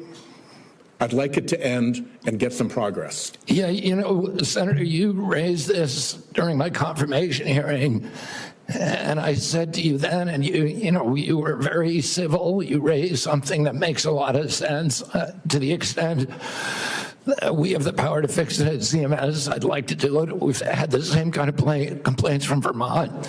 But I said to you at that time, call me and let's come talk about this. You have my cell phone. You can call me anytime. I've never heard from you in 7 months. Call me up. I'd love to meet with you. I'll get Oz in the meeting. And, you know, what you're saying, particularly about at the end of life, it may be something we can do something about. I want to help. Let me know. We'll try. Forgive my frustration. You've got 30,000 employees. They could have reached out to me. They know where I live. Yes. Senator Cortez Masto. Secretary Kennedy, thank you for being here. In May, you said, and I quote, "I stand with President Trump to say, no more middlemen, no more foreign freeloaders, no more skyrocketing drug prices. We're putting American patients first and taking on big pharma to make America healthy again." Yet your record tells a different story. In July, Republicans handed big pharma a massive win. Their big, beautiful bill that they just passed shields billion-dollar drugs like Keytruda, the world's top-selling cancer drug, from Medicare negotiation. Keytruda has been on the market since 2014. It pulled in nearly $18 billion last year in the United States alone. It costs patients up to $175,000 a year, draining Medicare of billions and forcing families into crushing debt or to forego life-saving care. And yet you support the big, beautiful bill. So despite the hype with executive orders and Washington Republicans only drug pricing law days relief for Medicare patients relying on high-cost cancer drugs, meanwhile, Democrats finally have allowed Medicare to negotiate drug prices. I will say that Keytruda, along with Opdivo and Darzalex, the 3 top-selling cancer drugs, were widely expected to be selected for Part B negotiation in 2026 for 2028 implementation. They are now, because of the actions of this administration, exempt from negotiation for at least several additional years, if not permanently. So my question to you, Mr. Secretary, is how do you justify claiming to take on big pharma while supporting a bill that shields drugs like Keytruda and other cancer drugs from Medicare negotiation, costing seniors and taxpayers billions, and risking the lives of cancer patients who cannot afford their necessary medication? Yeah, Senator, I appreciate the question. The Medicare drug negotiations in the IRA were very well intentioned, but they were poorly structured. And what we found is that the negotiations that have occurred actually have ended up raising the costs for Medicare.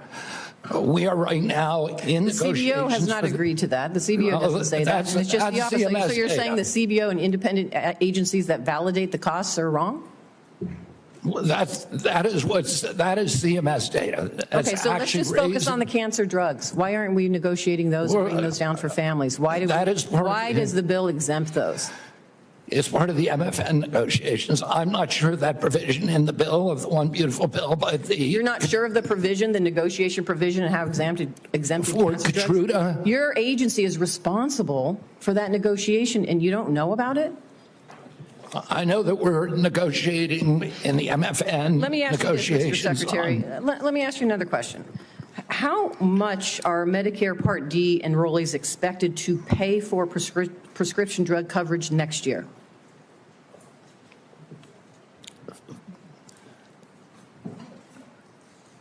I think that is in debate right now.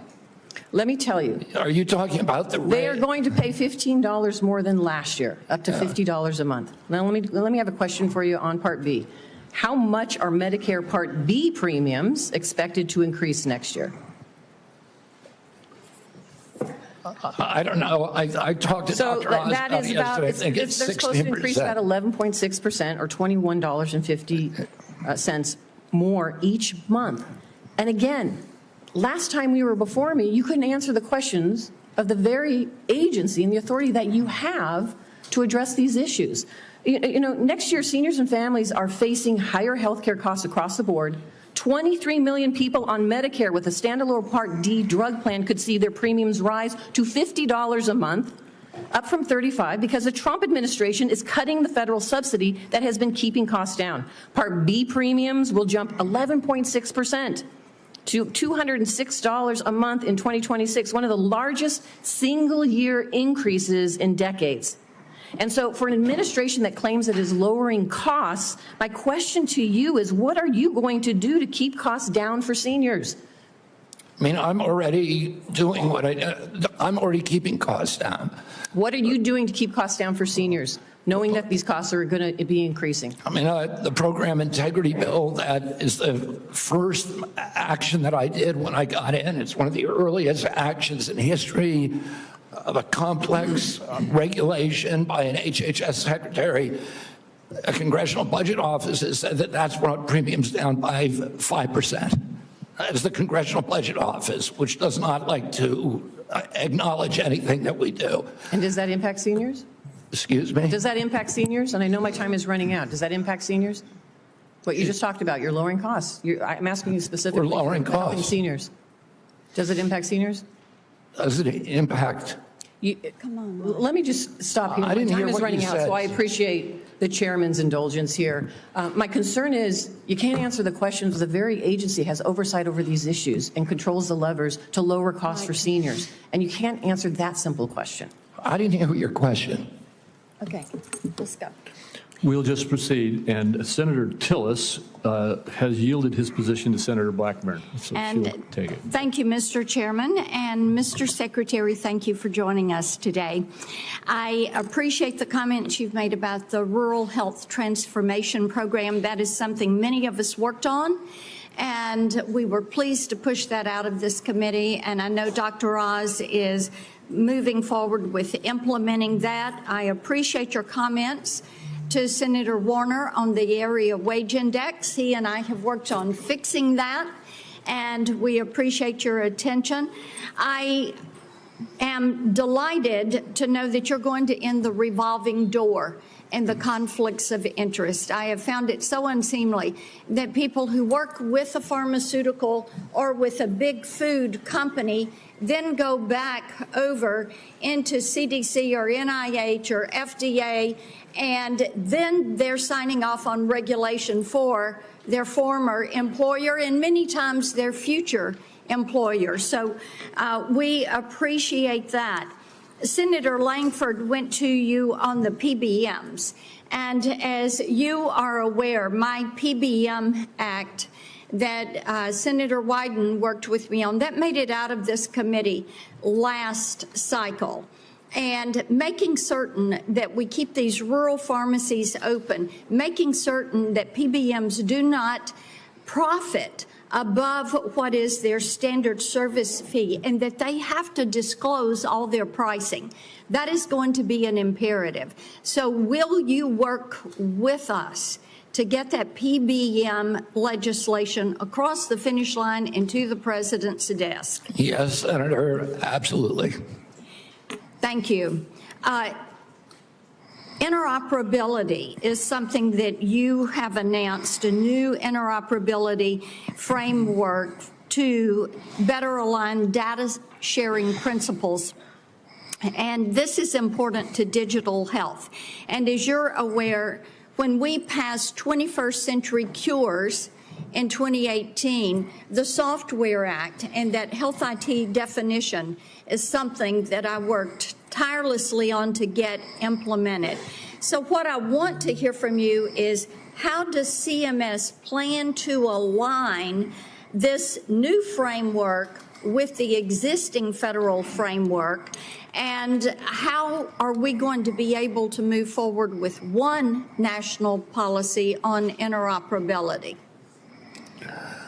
Well, I don't know if we What we have right now is concrete commitments from the 60 top tech companies who we were able to convene to do data sharing, to do patient accessibility, and to do interoperability. But I can't tell you how that's going to mesh. Then if you will have someone submit to me in writing what that pathway is, this is something that is essential if we're going to be able to benefit from that data. So having some specificity on the pathway will be helpful. I did want to talk with you. Last time you were here, I talked about the concerns on overprescribing prescription stimulant drugs for children. And there are ways that HHS can work collaboratively with state agencies on this and to actually promote more community-based intervention to combat overprescribing. And we all have seen the harmful side effects.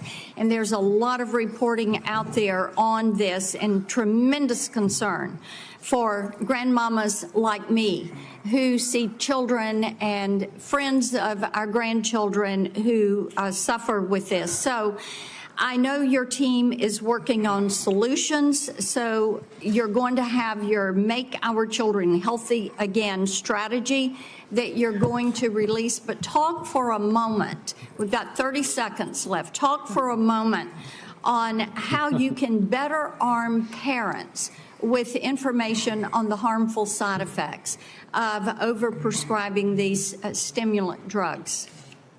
I mean, one of the problems, Senator, is that, we now have 1 out of every 5 kids on these drugs and the antidepressants, even more.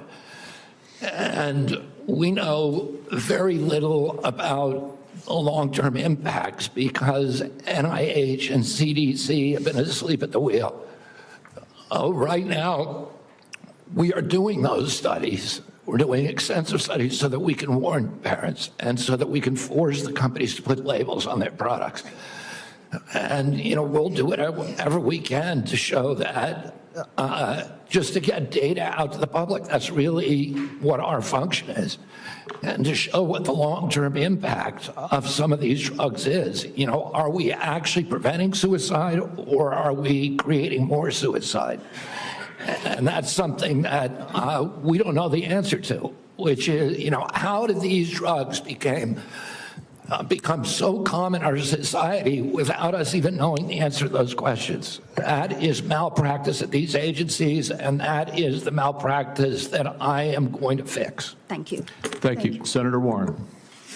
Thank you, Mr. Chairman. So last November, while you were under consideration to become Secretary of Health and Human Services, Mr. Kennedy, you said, quote, if vaccines are working for somebody, I'm not going to take them away.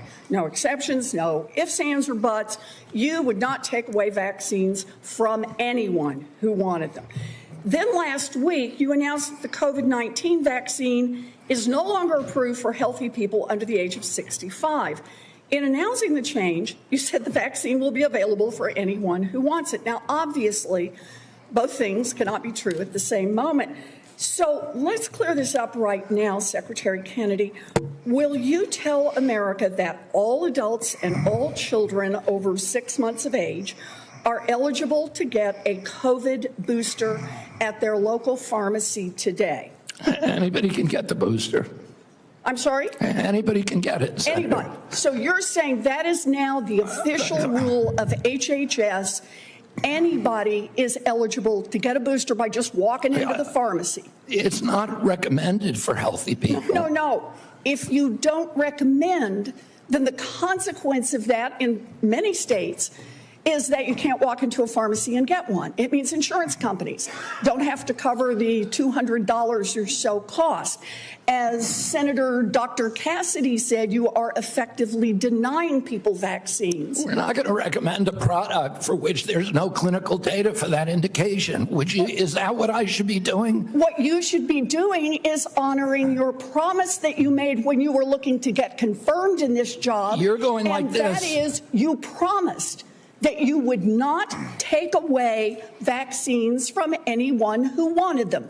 You just changed the classification of the COVID vaccine. I'm not taking them away from people, Senator. It takes it away if you can't get it from your pharmacist. Well, most Americans are going to be able to get it from their pharmacy for free. Most Americans will be able to get it from their pharmacy for free. The question is everyone who wants it. That was your promise. No, I didn't. I never promised that I was going to recommend products for which there is no indication. When you said... And I know you've taken $855,000 from pharmaceutical companies, Senator. Did you hold up a big sign saying that you were lying when you said that? Because you are the one who said you would not take them away. Now, Senator Kennedy, I'm not taking them away from anybody. Secretary, you want me to indicate a product for which there is no clinical data? Senator, is that what you want? Secretary Kennedy, you said you wouldn't, and now you did. I'm not taking them away. Everybody can get access to them. No, they can't walk into a pharmacy the way they could last month and get access. It depends on the state. It depends on the states. A year ago, but they can still get it. Everybody can get it. Everybody can get it, Senator. So look, let's move on. You clearly are taking away vaccines. I've seen the list for what's coming up next, and that is the agenda for the next CDC vaccine panel. And first up is ratifying your COVID actions. Second is hepatitis B is on the agenda. So should Americans expect you to take away hepatitis vaccine access as well, even though you promised not to? As I said, I'm not taking vaccines away from anybody. Okay, same answer, right? You're just going to deny that when people can't get access, that you're not taking it away. Then let me ask you, is that the same game you're going to play with me? You want me to recommend every product in the world?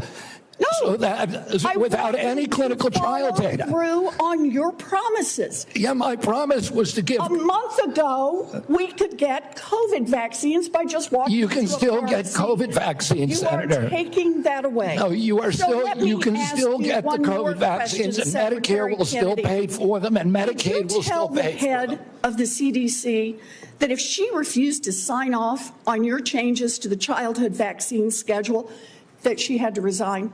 No, I told her that she had to resign because I asked her, are you a trustworthy person? And she said no. So if you had an employee who told you they weren't trustworthy, would you ask them to resign, Senator? So I'm sorry, but this is not what she has said publicly. She has said I'm not surprised about that. So you're saying she's lying? Yes.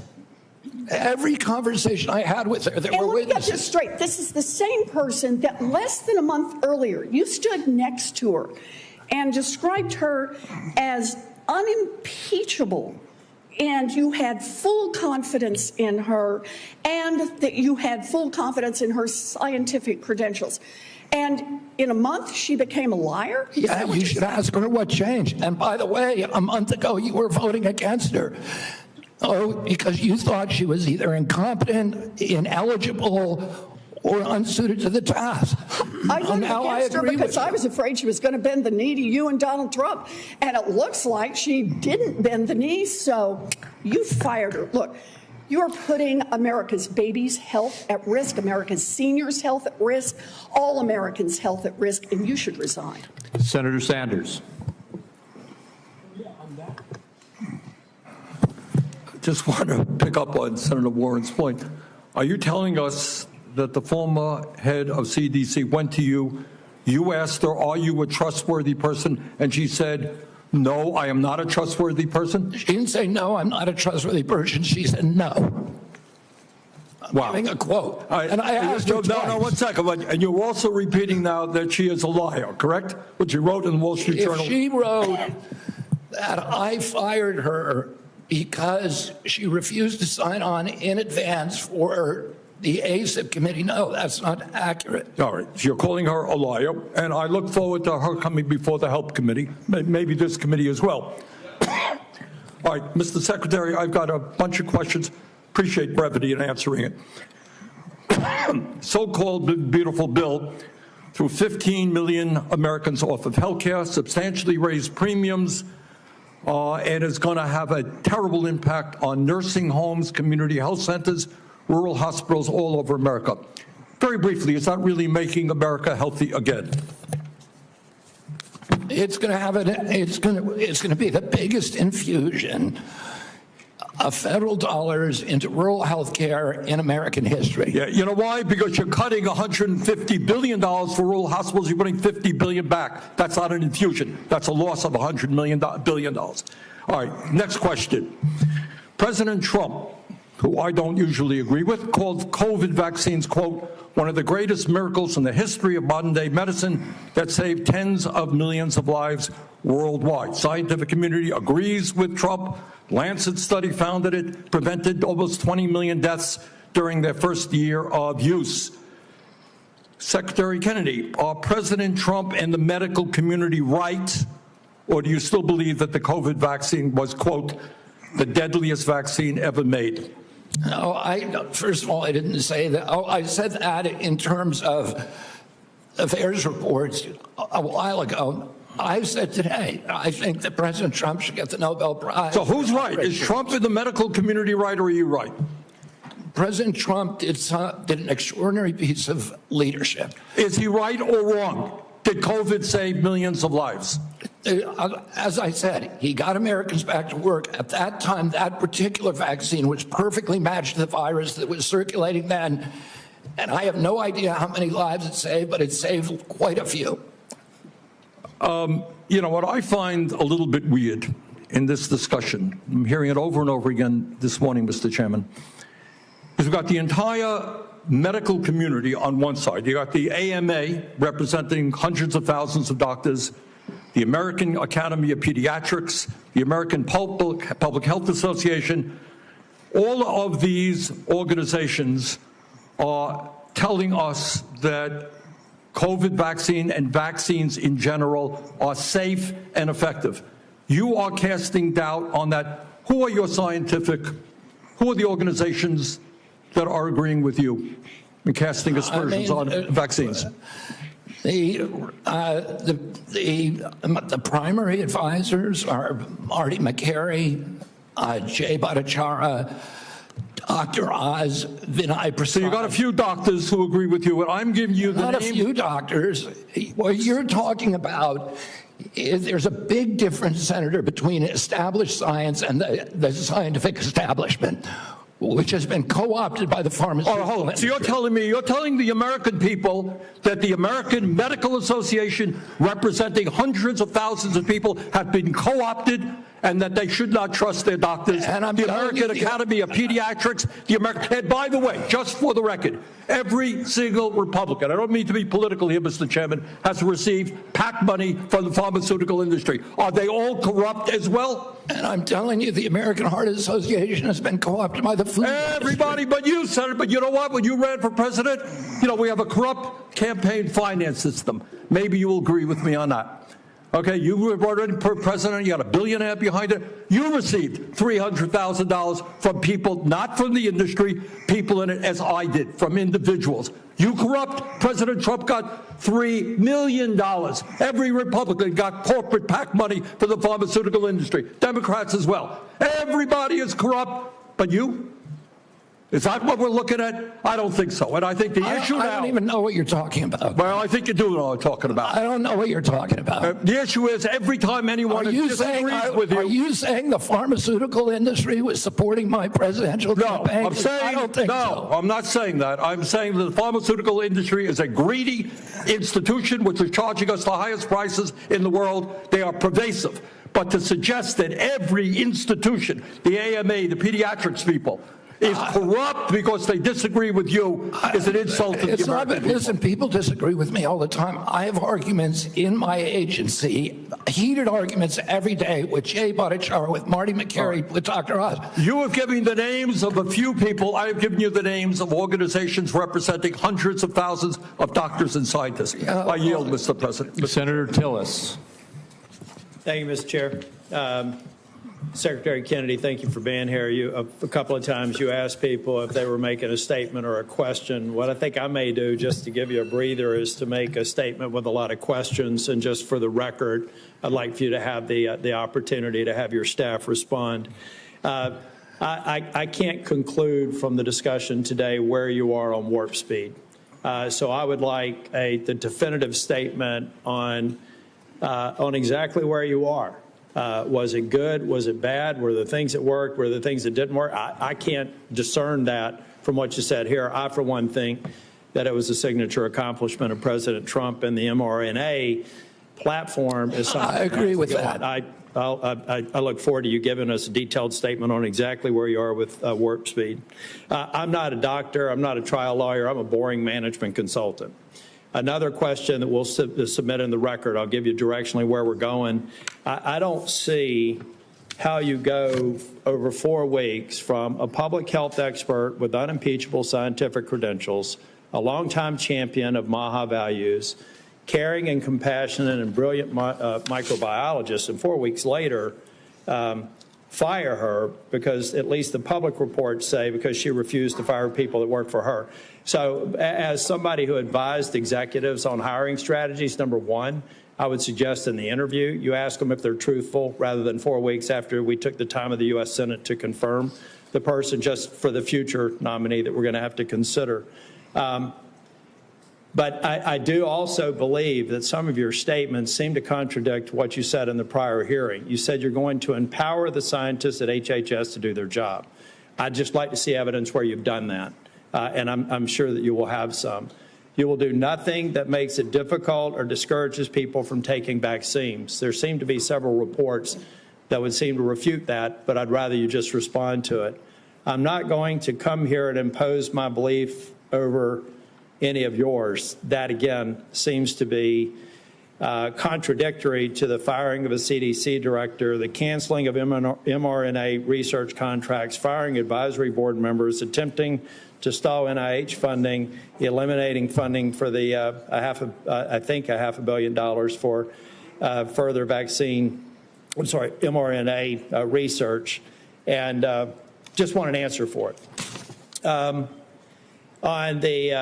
On H.R. 1, I believe you know my concerns about H.R. 1. I've had several meetings with, and H.R. 1 is the big, beautiful bill, OB3, whatever the brand is.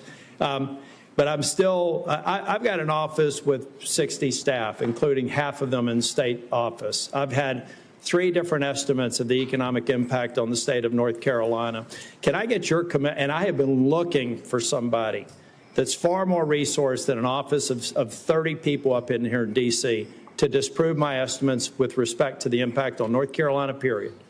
And I've yet to have anybody. I would love to be embarrassed and be wrong, but I would like to get your commitment for people to tease through the numbers that I provided before the vote on H.R. 1 that says that if you normalize 3 independent estimates across a broad spectrum, $25 billion over 10 years. I don't need your response now. I want somebody to destroy my estimates, because to this point, the most resourced health agency in the world has only given me word salad responses, and I need that so that we can prepare for the response. $25 billion over 10 years is half of the rural relief fund over 5 years.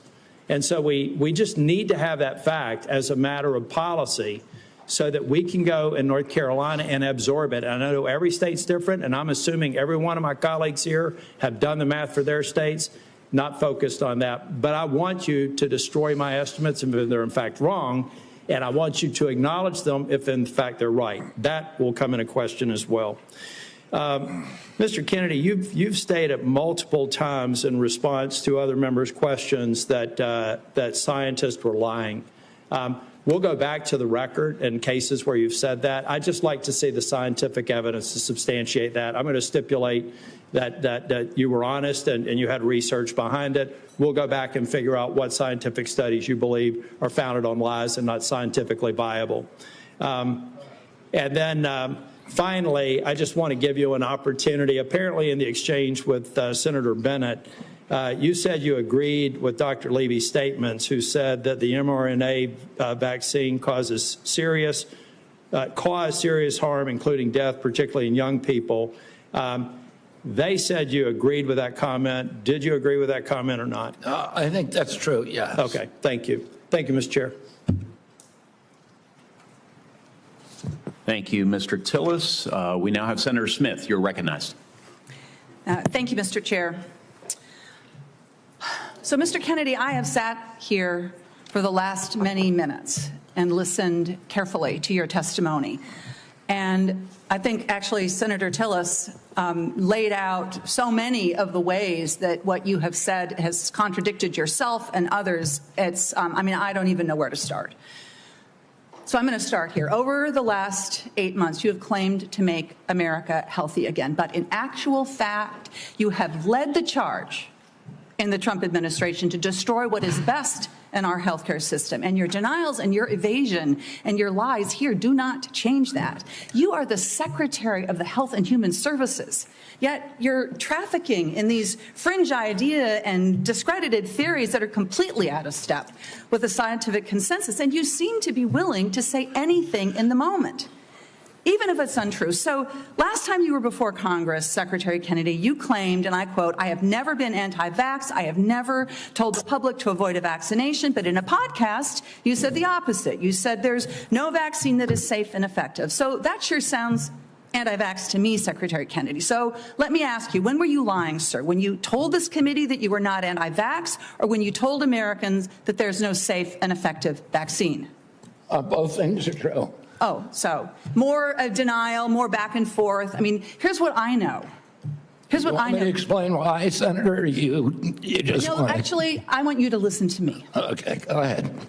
I want you to listen to me, because I've been listening to you. You said that ACIP is an independent panel after you stocked it with your picks. You said that you want evidence-based science, but it seems that what you mean is evidence that supports your view, not the scientific consensus.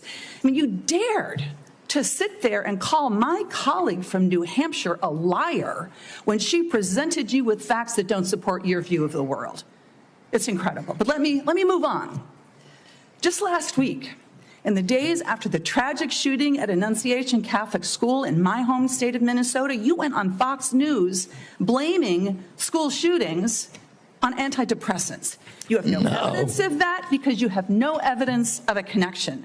And you want to talk about... You're just saying something. You're just making stuff up. You know, this is what you say, right, Secretary Kennedy? When someone presents you with information that does not fit... I did not blame that shooting. I have no idea whether... I have no idea, and I never said that. You're making it up. You're twisting. Yeah, you are.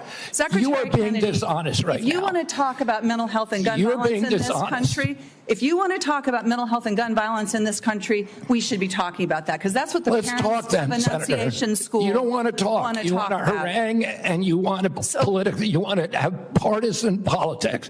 I want to actually solve these problems. Secretary Kennedy, what the Trump administration is doing right now is making it harder for people in this country to get access to mental health care. So don't talk to me about solving the mental health care crisis when you are making it harder. You cut Medicaid, which is the #1 payer for mental health care services in this country. You decimated the agency at Health and Human Services that focuses on mental health and substance abuse. That's what states count on. They're cutting their services to schools as a result of that. Several years ago, in a bipartisan way, Congress came together and passed the Safer Communities Act, which made important investments in mental health care and did some important, though small things, to reduce access to guns. What do? You propose cutting that funding. This is what we're talking about in your leadership in the Department of Health and Human Services. If you want radical transparency, as you talk about, I mean, take a look at what you are doing. And, you know, I've heard a lot about MAHA today while we've been here. There's a lot of Americans, Secretary Kennedy, who trust you, who believe what you say, especially when you say you're standing up to corruption. And I think that they need to know, you apparently have a lot of influence with President Trump. Did you ask him not to roll back these regulations that are stopping the big corporations from dumping heavy metals and endocrine disruptors into our soil and water? I mean, there's no evidence that you have been even opposing that. Did you do anything to stop the Trump administration from rolling back this handout to big pharma that makes it easier for the big drug companies to charge more for cancer drugs? No, you presided over that. I mean, it's stunning, really, what's happened over the last 8 months. It's stunning to me. And I just hope that in this moment, our colleagues, there's hardly anybody left in this room, are going to think about what it is that you've done, what your legacy is going to be at the Health and Human Services Agency, and pay attention to the damage that is being done here. Senator Marshall. All right. Thank you, Chairman, and welcome, Mr. Secretary. One of your themes for the CDC is transparency. And I think when I hear you talk about transparency, I think part of that is sharing what you know, what the CDC knows with parents so that they can make decisions. Behind me, yeah, I know it's going to be hard to see from there. I can barely read it. This is the current CDC recommendations for vaccines for children. On day number 1, they get their first jab, a hepatitis vaccine. By the time they're 18 months, they've had 18 jabs. By the time they get to be able to vote, they have 76 jabs. Now, when I listen, what I hear you say is that, look, vaccines are drugs. We need a measured response and a measured, when do we use this? It's interesting that the United States has put age 65 and older for COVID vaccine. UK has chosen 75 and France 80. Obviously, scientists disagree exactly when that should or shouldn't be. You know, hepatitis B vaccine, it makes no sense to me. I've only delivered 5,000 babies, but we do a hepatitis test on every mom. By the time she delivers that baby, I know her pretty well. And if she doesn't have any risk factors, if she's not an IV drug abuser, if she's in a stable monogamous relationship, nobody at home has hepatitis, I don't know, I don't see the benefit myself in that hepatitis vaccine. Everyone's eligible for it, everyone can get it, and my pediatricians always agree with me. And no, I'm not saying if you don't know the hepatitis status of that patient, they shouldn't get it. I'm not saying if this person's had no prenatal care, that puts them at risk for hepatitis. Can you just speak a little bit, when you talk about transparency and trying to empower and make vaccines available, these should be treated just like a medication? Yeah, I mean, you know, I say I'm not anti-vaccine. Saying I'm anti-vaccine is like saying I'm anti-medicine. Well, I'm pro-medicine, but I understand some medicines harm people. Some of them have risks. Some of them have benefits that outweigh those risks for certain populations, and the same is true with vaccines. And we don't understand the risk profile because vaccines are the only medical intervention, medical device, or pharmaceutical drug that are exempt from pre-licensing safety studies. And so there are 2 hepatitis vaccines, and one of them had a safety study that lasted for 4 days on 143 kids for a product that's going to be given to 76 million kids. Yeah. The risk profile prior to the introduction of the vaccine, the risk of a baby dying from hepatitis B was 1 in 7 million. That means you need to give 7 million hepatitis B vaccines to prevent 1 death if you're going to give 7 million. So, Mr. Secretary, and I guess before the press labels me wrong, I'm not anti-vax either. I think MMR's been a great vaccine. The DPT's been a great vaccine. Polio's been a great vaccine. Smallpox. So there are great, but it's the measured approach that we're after, the transparency. You're trying to empower parents here. What I feel the difference is, sometimes my friends across the aisle feel like there's a one-size-fits-all, that they should be telling parents what to do. And what you and I are fighting for is we want to empower parents to make these decisions. I want to talk about morbidity and mortality of COVID for just a second. It is so true that 2 things can be true, and I don't understand why, just the rabbit hole some of my colleagues are going down. There's a big difference. When I was out there practicing, doing volunteer work, I was so confused myself on the numbers. People dying with COVID versus from COVID. And we still don't have that message. And I think that's what I hear you saying as well. How many people died from COVID versus with COVID is a different answer. The situation today is so different when this monster virus was made at a laboratory in Wuhan, China, and none of us had ever seen this virus, and we had no immunity to it.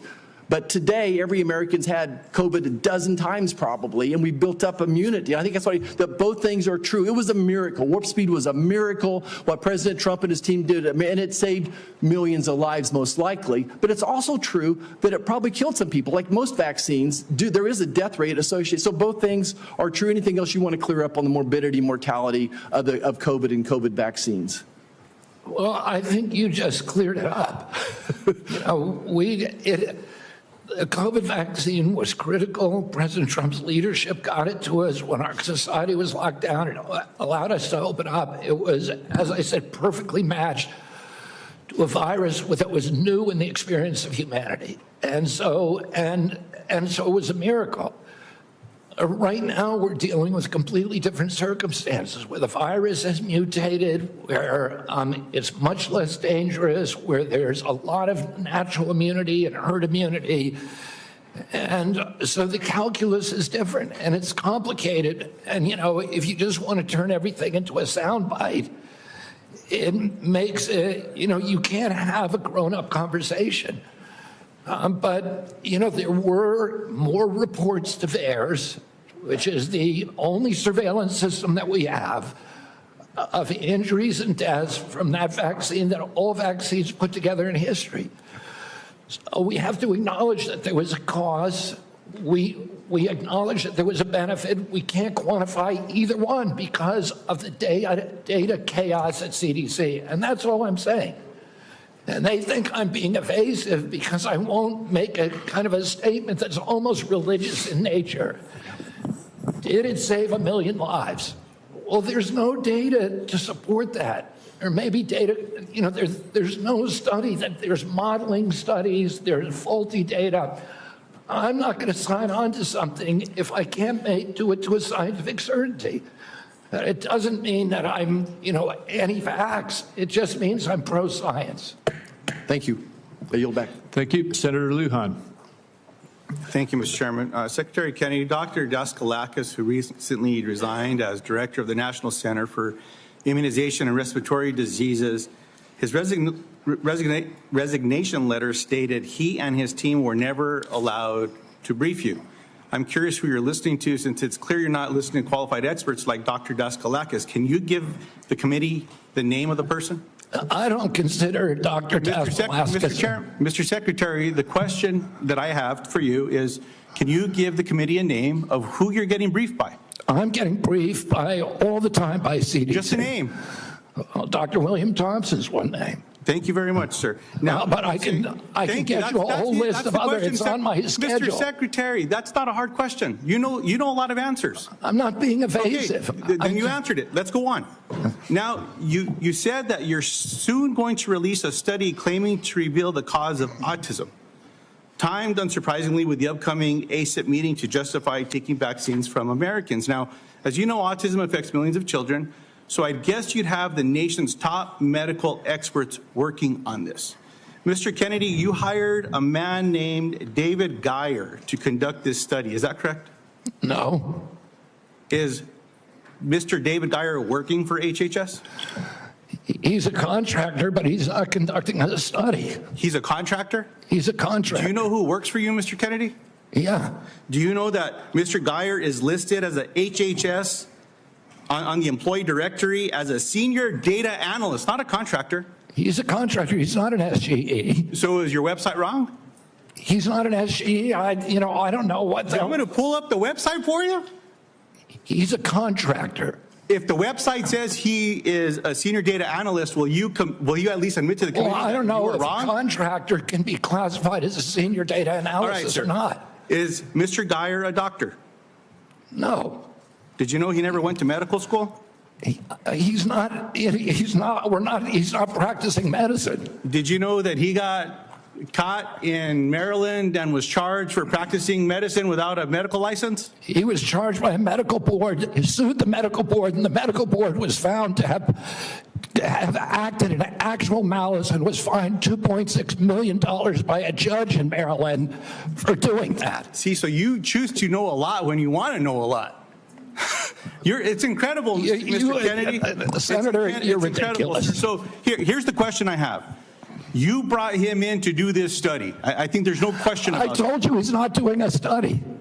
Is he participating in the study? No. What is he doing any analysis in regards to this study? No. What he's doing is getting access to the Vaccine Safety Data Link, which is the biggest repository for vaccine information that your friend would not give us for 7 months. For Mr. 7 Secretary, months. let me ask you this question, just because you know the answer.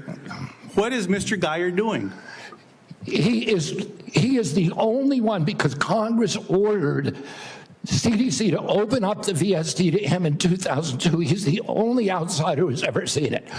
So because CDC will not give us, they have Mr. Secretary, is he participating in this then? No, he isn't. You just said he's the only dude that knows what's going on here. Do you want me to explain it to you, Senator, or do you just want to show? Do you just want to showboat? I'll submit. You just want to showboat for your ads, or do you want to hear a real answer to your question? Mr. Secretary, you choose to know answers to questions with some colleagues. And I'm willing to give you the answer. I'm willing to give you the answer. Mr. Secretary, someone should have asked you, maybe President Trump should have asked you, are you a trustworthy person?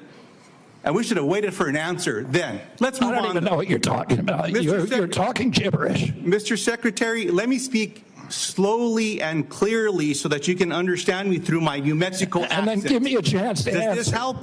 Can you understand me? Yes. Appreciate that. Mr. Secretary, yes or no, did you hire Mr. Geyer to do this study? No. Mr. Chairman, well, let me ask, maybe we'll just get a good answer here.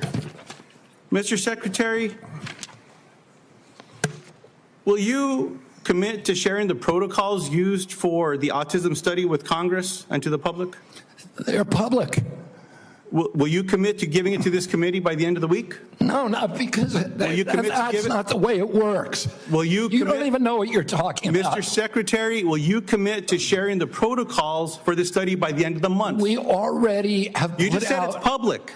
We put out the notice of funding opportunities, and then the scientists from all over the world. You're not understanding me. Let me No, you're not understanding how the world works. Do you understand what the protocols are? Do you understand what they are?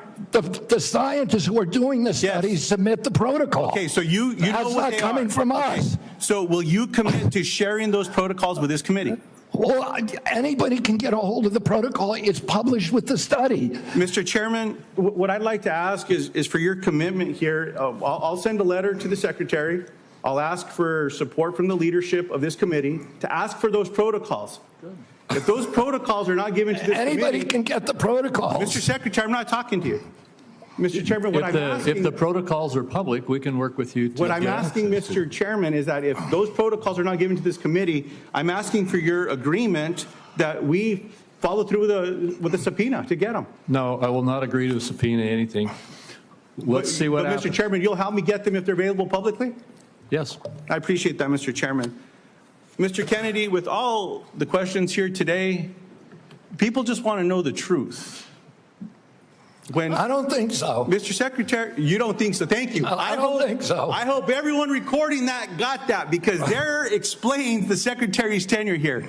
Look, 2 young ladies in Las Cruces, New Mexico at a town hall recently gave me this starfish pin. I was going to give it to you today, but after your questioning today, I don't think you deserve it, because what this represents is to remember that every one of us can make a difference, sir, to something as small as a starfish on a beach that maybe got washed up, you throw it back in the ocean. You might not save them all, but you can save one. I'm sorry that you're not worthy of this nice little pin, sir, as a nice reminder. I'm going to pray for you, Secretary Kennedy. I hope we do better. I want you to do better. But today was a failure for you, man. I yield back. Senator Warnock. Thank you, Brother Chair. Less than a month ago, we received the heartbreaking news that a gunman opened fire at the CDC campus in Atlanta, Georgia. This obviously is my neck of the woods. This is heart-wrenching for all Americans, but for those of us especially who live in that area. A DeKalb County police officer, David Rose, was killed. The shots hit buildings on campus in at least 180 places, narrowly missing the CDC's daycare center. Law enforcement recovered nearly 500 shell casings. Clearly, he came to do a lot of damage. It's a miracle, and thanks to the quick action of Metro Atlanta and state law enforcement, more people were not killed. The Georgia Bureau of Investigation announced that prior to the attack, the gunman expressed discontent with the COVID vaccine and, quote, wanted to make the public aware of his distrust of the vaccines. Secretary Kennedy, I assume you are aware of these disturbing reports of the gunman's motives? Yes. And, I understand that some people may have concerns about new medical breakthroughs, but those people don't have the world's top medical experts working under them. You've been over HHS for 7 months now. Have you ever been briefed by CDC's career immunization officials to discuss your concerns? And by the way, every member of this panel has criticized President Trump and demonized him. Have you ever Are been you briefed? complicit in the assassination attempts on President Trump? Sir, I'm asking the questions. You are the witness. It's a simple yes or no question. Have you ever been briefed by CDC's career immunization officials to discuss their concerns? Yes, I have. What was the answer? Yes. You have been briefed by CDC officials, the career immunization officials, to express your... The senior vaccine safety scientist, for example. Have you ever been to the CDC as secretary before the shooting on August 8th? Have I ever been there as secretary? Have you been there as secretary before the shooting? No. Okay. Let's return to the shooting and the aftermath. Secretary Kennedy, I'm about to ask you a series of yes or no questions about the events of the past month, and I would appreciate just a yes or no response. You called Dr. Manarez to your office on August 25th for a meeting. Is that correct? Yes or no? It could be. I just don't know the date. I'd have to check my calendar. Was Jim O'Neill the man you just appointed as acting director of CDC in the room on whatever date you met with him, since you can't recall? Was he in the room when you met with Dr. Manarez? In that meeting, did you criticize Dr. Manarez for her statements to CDC following the shooting where she said, quote, misinformation can be dangerous?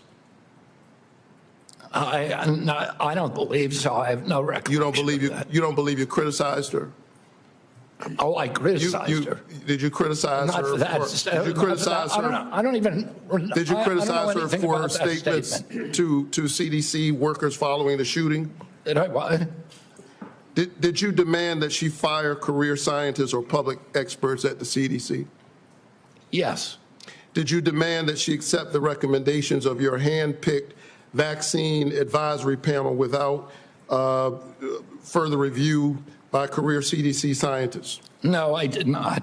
You didn't ask for her commitment ahead of time that she would accept the recommendations from the advisory panel? You're denying what that? I asked her about is she had made a statement that she was going to not sign on, and I wanted clarification about that. Did you tell her to accept the advisory panel's recommendations? I told her I didn't want her to have a rule that she's not going to sign on to it. Did you say that the CDC was, quote, the most corrupt federal agency in the history of the world? Not the history of the world, but definitely within HHS. Did you say I did not say that, but I did say it's the most corrupt agency at HHS, and maybe the government. So you called the CDC corrupt. Did you say that CDC staff are, quote, horrible people? Horrible people? Did you say that they're killing children and they don't care? No. Okay, I think that we all have a history of listening to you and these answers, but you're on the record for a number of these statements. Despite your lack of credentials and expertise, clearly you have an agenda. It is a threat to the public health of the American people. It's clear that you are carrying out your extremist beliefs, which is why you attempted to fire Dr. Manarez. We're the sickest people in the world. We're the sickest people on earth. I'm speaking. How am I a threat? Secretary Kennedy, for the first time, we're seeing deaths from children from measles. We haven't seen that in 2 decades. We're seeing that under your watch. You are a hazard to the health of the American people. Can I respond to that, Senator? No, I claim back my time. We need to wrap You up. are a hazard to the health of the American people. I think that you ought to resign. And if you don't resign, the President of the United States, who put forward Operation Warp Speed, which worked, should fire you. Thank you so much. Senator Welch. Mr. Chairman, thank you. I want to sum up, and I want to make 3 points. First, we have a health care affordability crisis in this country.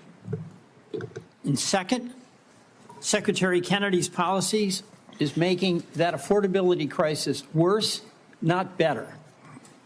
And third, Mr. Chairman, the United States Senate is not doing its job. Health care. Citizens of the United States, our employers, our taxpayers, and our families pay the most and get the least. That has been persistent and chronic, and it's not being addressed, it's being aggravated. Let me be specific. In Vermont, a family of 4 that makes $82,000 in income with premium support on Obamacare now pays $6,970 for their health care premium. That is going to increase $23,000 to $30,000. That is unaffordable, it's shocking, and it's cruel. The big beautiful bill that we're talking about, Vermonters are going to lose 45,000 families lose health care. That is going to be a hammer blow to our hospitals, because those folks who lose health care don't get a guarantee they won't get sick, and they're going to show up at our community hospitals.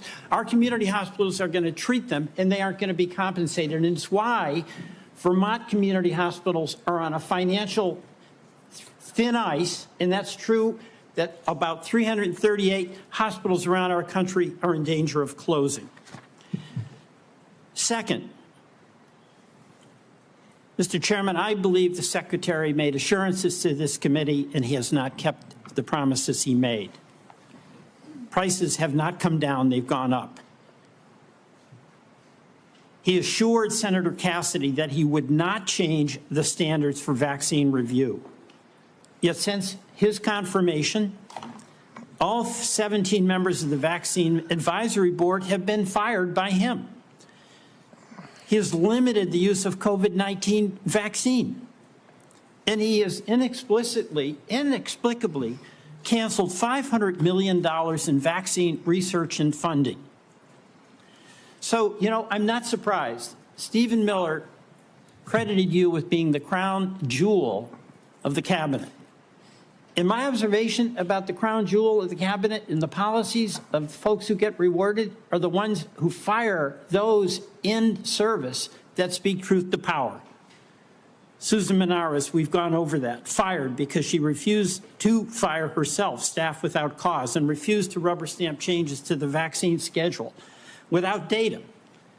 The head of the Bureau of Labor Statistics was fired because she gave a report with honest numbers about the job report.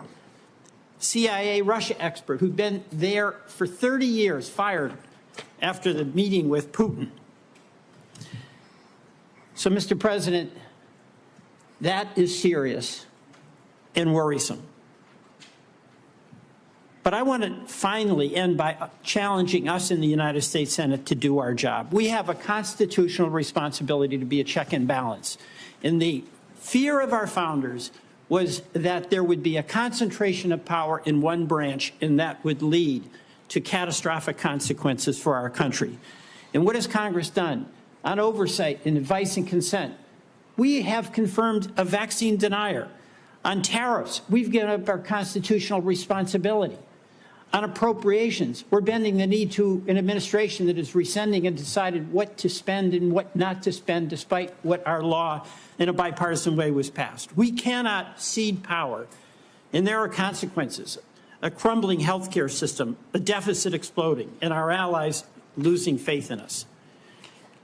You know, Mr. Secretary, in the past, you have accused some of my colleagues of being in the pocket of pharma shills. You did that with Senator Warren today. You've done it in the past with Senator Bennett and Senator Sanders. You are not a pharma shill. But I believe we have to fight pharma and bring down the prices. And Senator Cortez Masto spoke about the legislation that we now have that would reverse the $5 billion handout to big pharma in the One Big Beautiful Bill. And when I leave today with Senator Wyden, we are going to go to the floor and seek unanimous consent to pass our legislation that would reverse that giveaway. And I ask you to put your policy in your body where your mouth is, and join us in supporting that bill to restore price negotiation power so those pharma prices can come down from being the highest in the world to something within range of reason. Mr. Chairman, I yield back. Thank you very much. Senator Young. Welcome to the committee, Mr. Secretary. It's my intention not to raise my voice and to give you an opportunity to respond to an inquiry. I'm going to begin with long COVID. It shouldn't be a surprise to you. During each of our meetings, we've discussed my interest in making sure our government does its part to address this challenge, which afflicts, by most recent estimates, over 20 million Americans. They have been diagnosed. There are a number of others we know that go undiagnosed. Over 400 million people worldwide suffer from this at a cost of $1 trillion a year, which is roughly 1% of global GDP. This, we know, has had impacts on participation in the workforce, therefore our own GDP. So it's serious on a number of fronts. It's my hope we can come up with some therapeutics for this condition. One of the real barriers to that is seeing that we are able to launch more clinical trials. I want to get your update on how the clinical trials are going, what plans you might have in the works to increase the number of clinical trials as it pertains to long COVID. Yeah, Senator, there was a project funded, a long COVID project at NIH. There was a huge amount of money spent on it. It yielded nothing. I agree with that. Right. And I think you know that we are doing now a different approach. We're launching a long COVID consortium. We're bringing together the best doctors in the country who have developed reputations for being able to treat long COVID. And one of them is a doctor that actually... Dr. Bruce Patterson. Yeah, Bruce Patterson, and then Dr. Jordan Vaughn, also from Florida. There's a number of them who are doing spectacular things where patients are reporting extraordinary progress. We want to get them all involved, all in one room. We want to identify the protocols that are working. This is something that did not happen during COVID. It was all ivory tower science, and the doctors who are on the ground were ignored. The same thing happened during the HIV crisis. Yes. And we're trying to do something different, which so is my really time's limited. You mentioned ivory tower. And so that's a segue into a statistic that I've become familiar with over the years. It takes roughly 18 years for proven interventions, pharmacological or other types of medical interventions, to make their way out into the field. If we assume, I think a conservative estimate, 12 to 15 years until we have any really acceptable therapeutics for a long COVID, that's a cheerful estimate. Plus the 18 years until it finds its way into clinical practice, people roughly my age will pass. Actuarially speaking, they will pass before there's any acceptable therapeutics. So we need to accelerate our current activities. Can you give me a couple of things you're going to do to ensure that we accelerate our development of therapeutics? I mean, the best solution is the same kind of solutions that we should have been pursuing during COVID, which is off-the-shelf approved drugs for that are there already. Yes. So you don't have it was to go recently reported that all the major pharma companies, I'm sorry if there's one good student exception, are serving as barriers to clinical trials. That is, how can they repurpose? It is bizarre that that's happening. Okay, you're the Secretary of HHS. Will you be cracking down on this lack of cooperation? Yes. Thank you. Yes. Thank you so much. Will you also be exploring research partnerships with other countries, seeing as I've established this is a global challenge? Yes. Okay. And that's what we should have done during HIV. It's what we should have done during COVID. Yes. Will you also be exploring whether ARPA-H, which has different research protocols than NIH, NIH is very good at what they do, but it takes them a really long time to prove things because of their rigorous process. ARPA is more practical, right?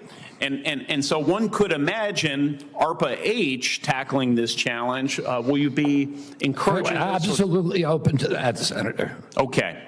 Will you be working with me and other members of the committee on your aggressive strategy as it continues? Yeah, and looking for good ideas everywhere. Okay. The last thing I'd like to briefly touch on with the chairman's indulgence is just recognizing the president's leadership as it relates to the appropriate use of civil commitment to deal with homelessness challenges, mental health challenges, et cetera.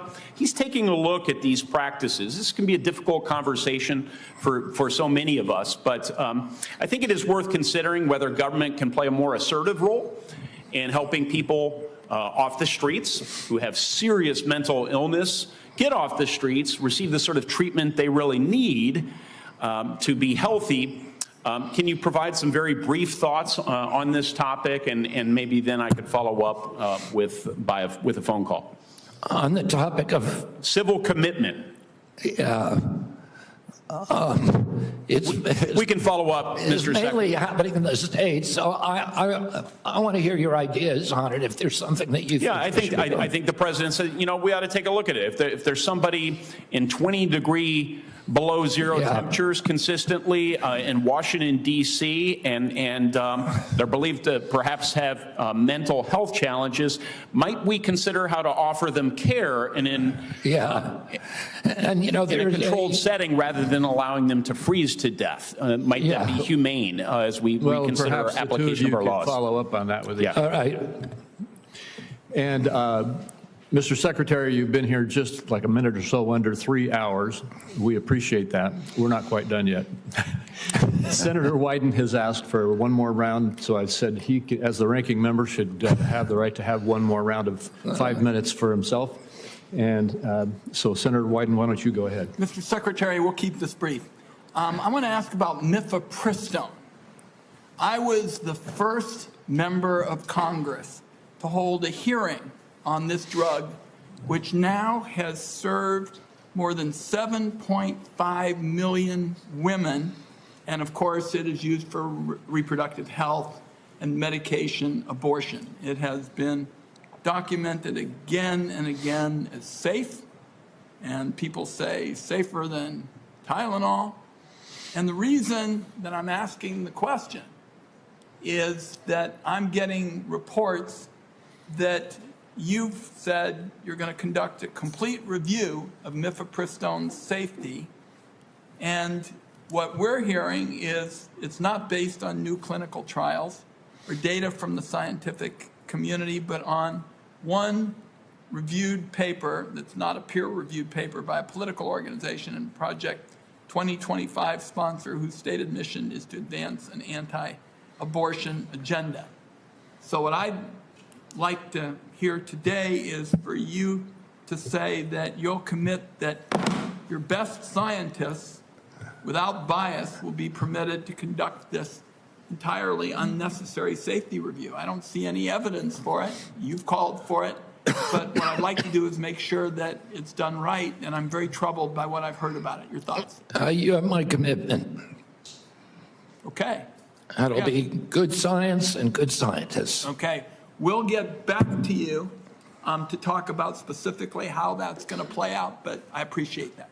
Okay, one last point for you, Mr. Chairman. I'm going to ask unanimous consent to enter into the record declaration by these kids, you know, some of them very young, who in the middle of the night, we were told by whistleblowers are being whisked away and the like.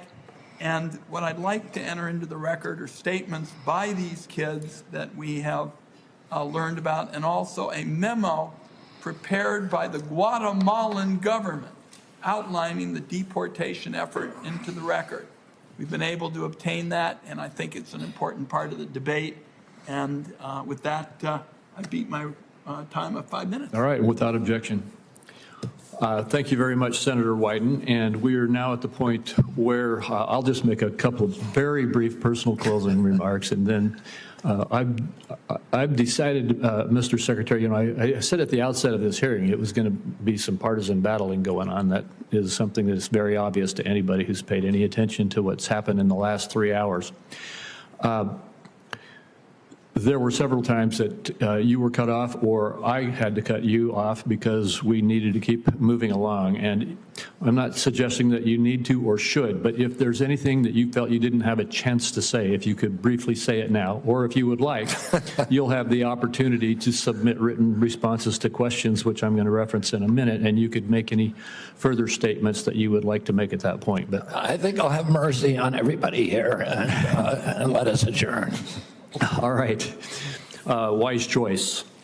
Let me just say now that senators will be allowed to submit questions to you for the record by next Thursday, September 11th, by 5 p.m.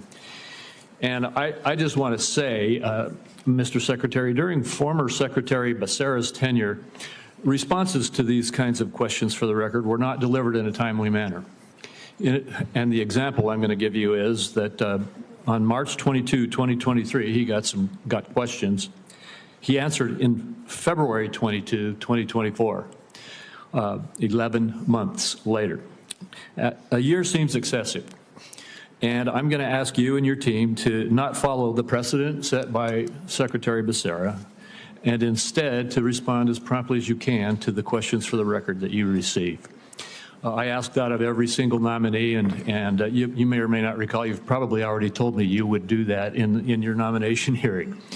But with that, once again, to my colleagues, the deadline for submitting these questions for the record is September 11th at 5 p.m. And hearing nothing further, this hearing is adjourned.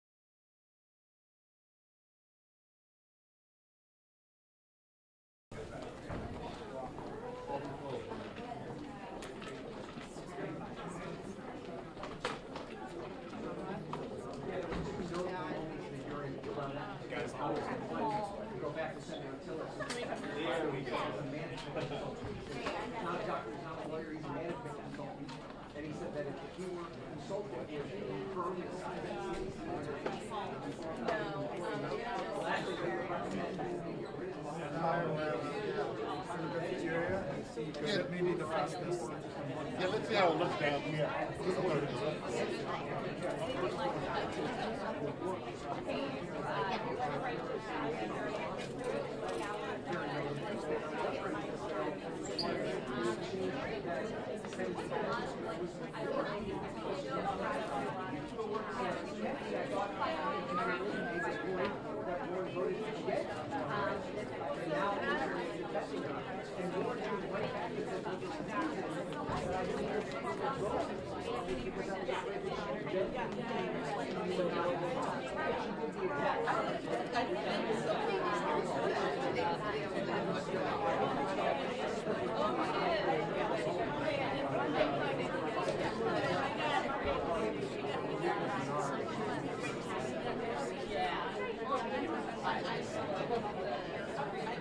So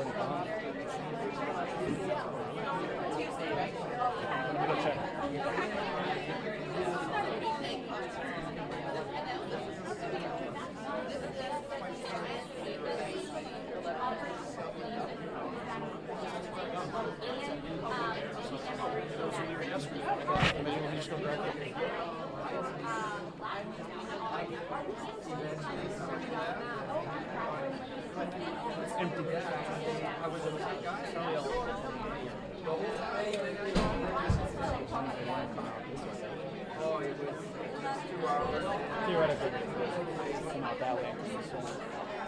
But I'm going to tell them that it's over.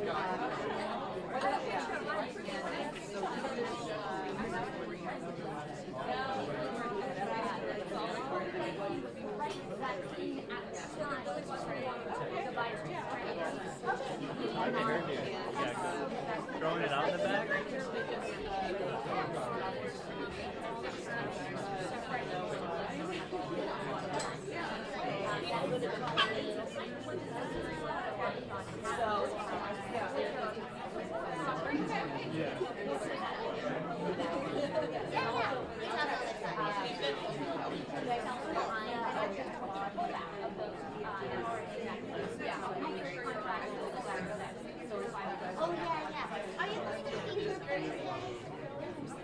Thanks, guys. Always.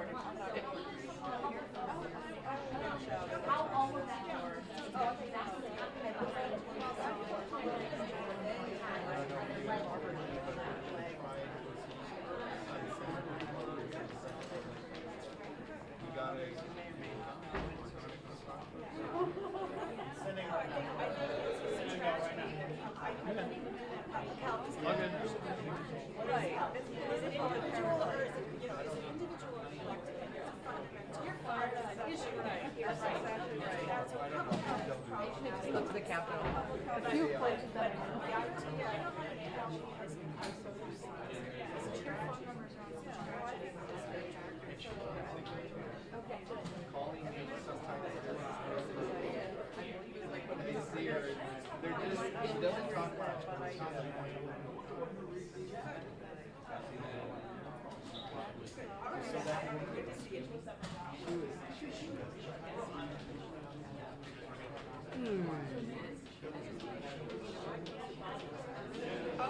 I haven't done much, but I'm grateful for what it's all called there.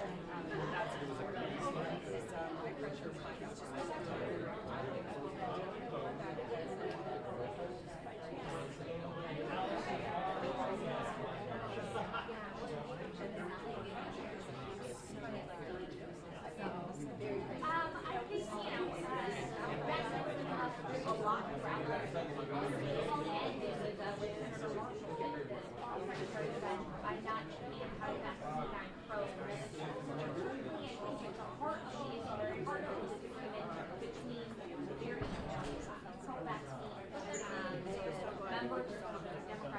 All done?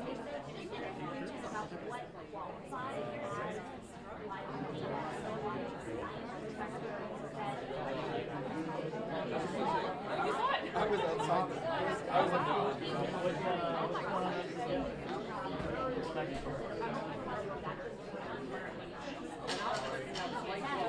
She was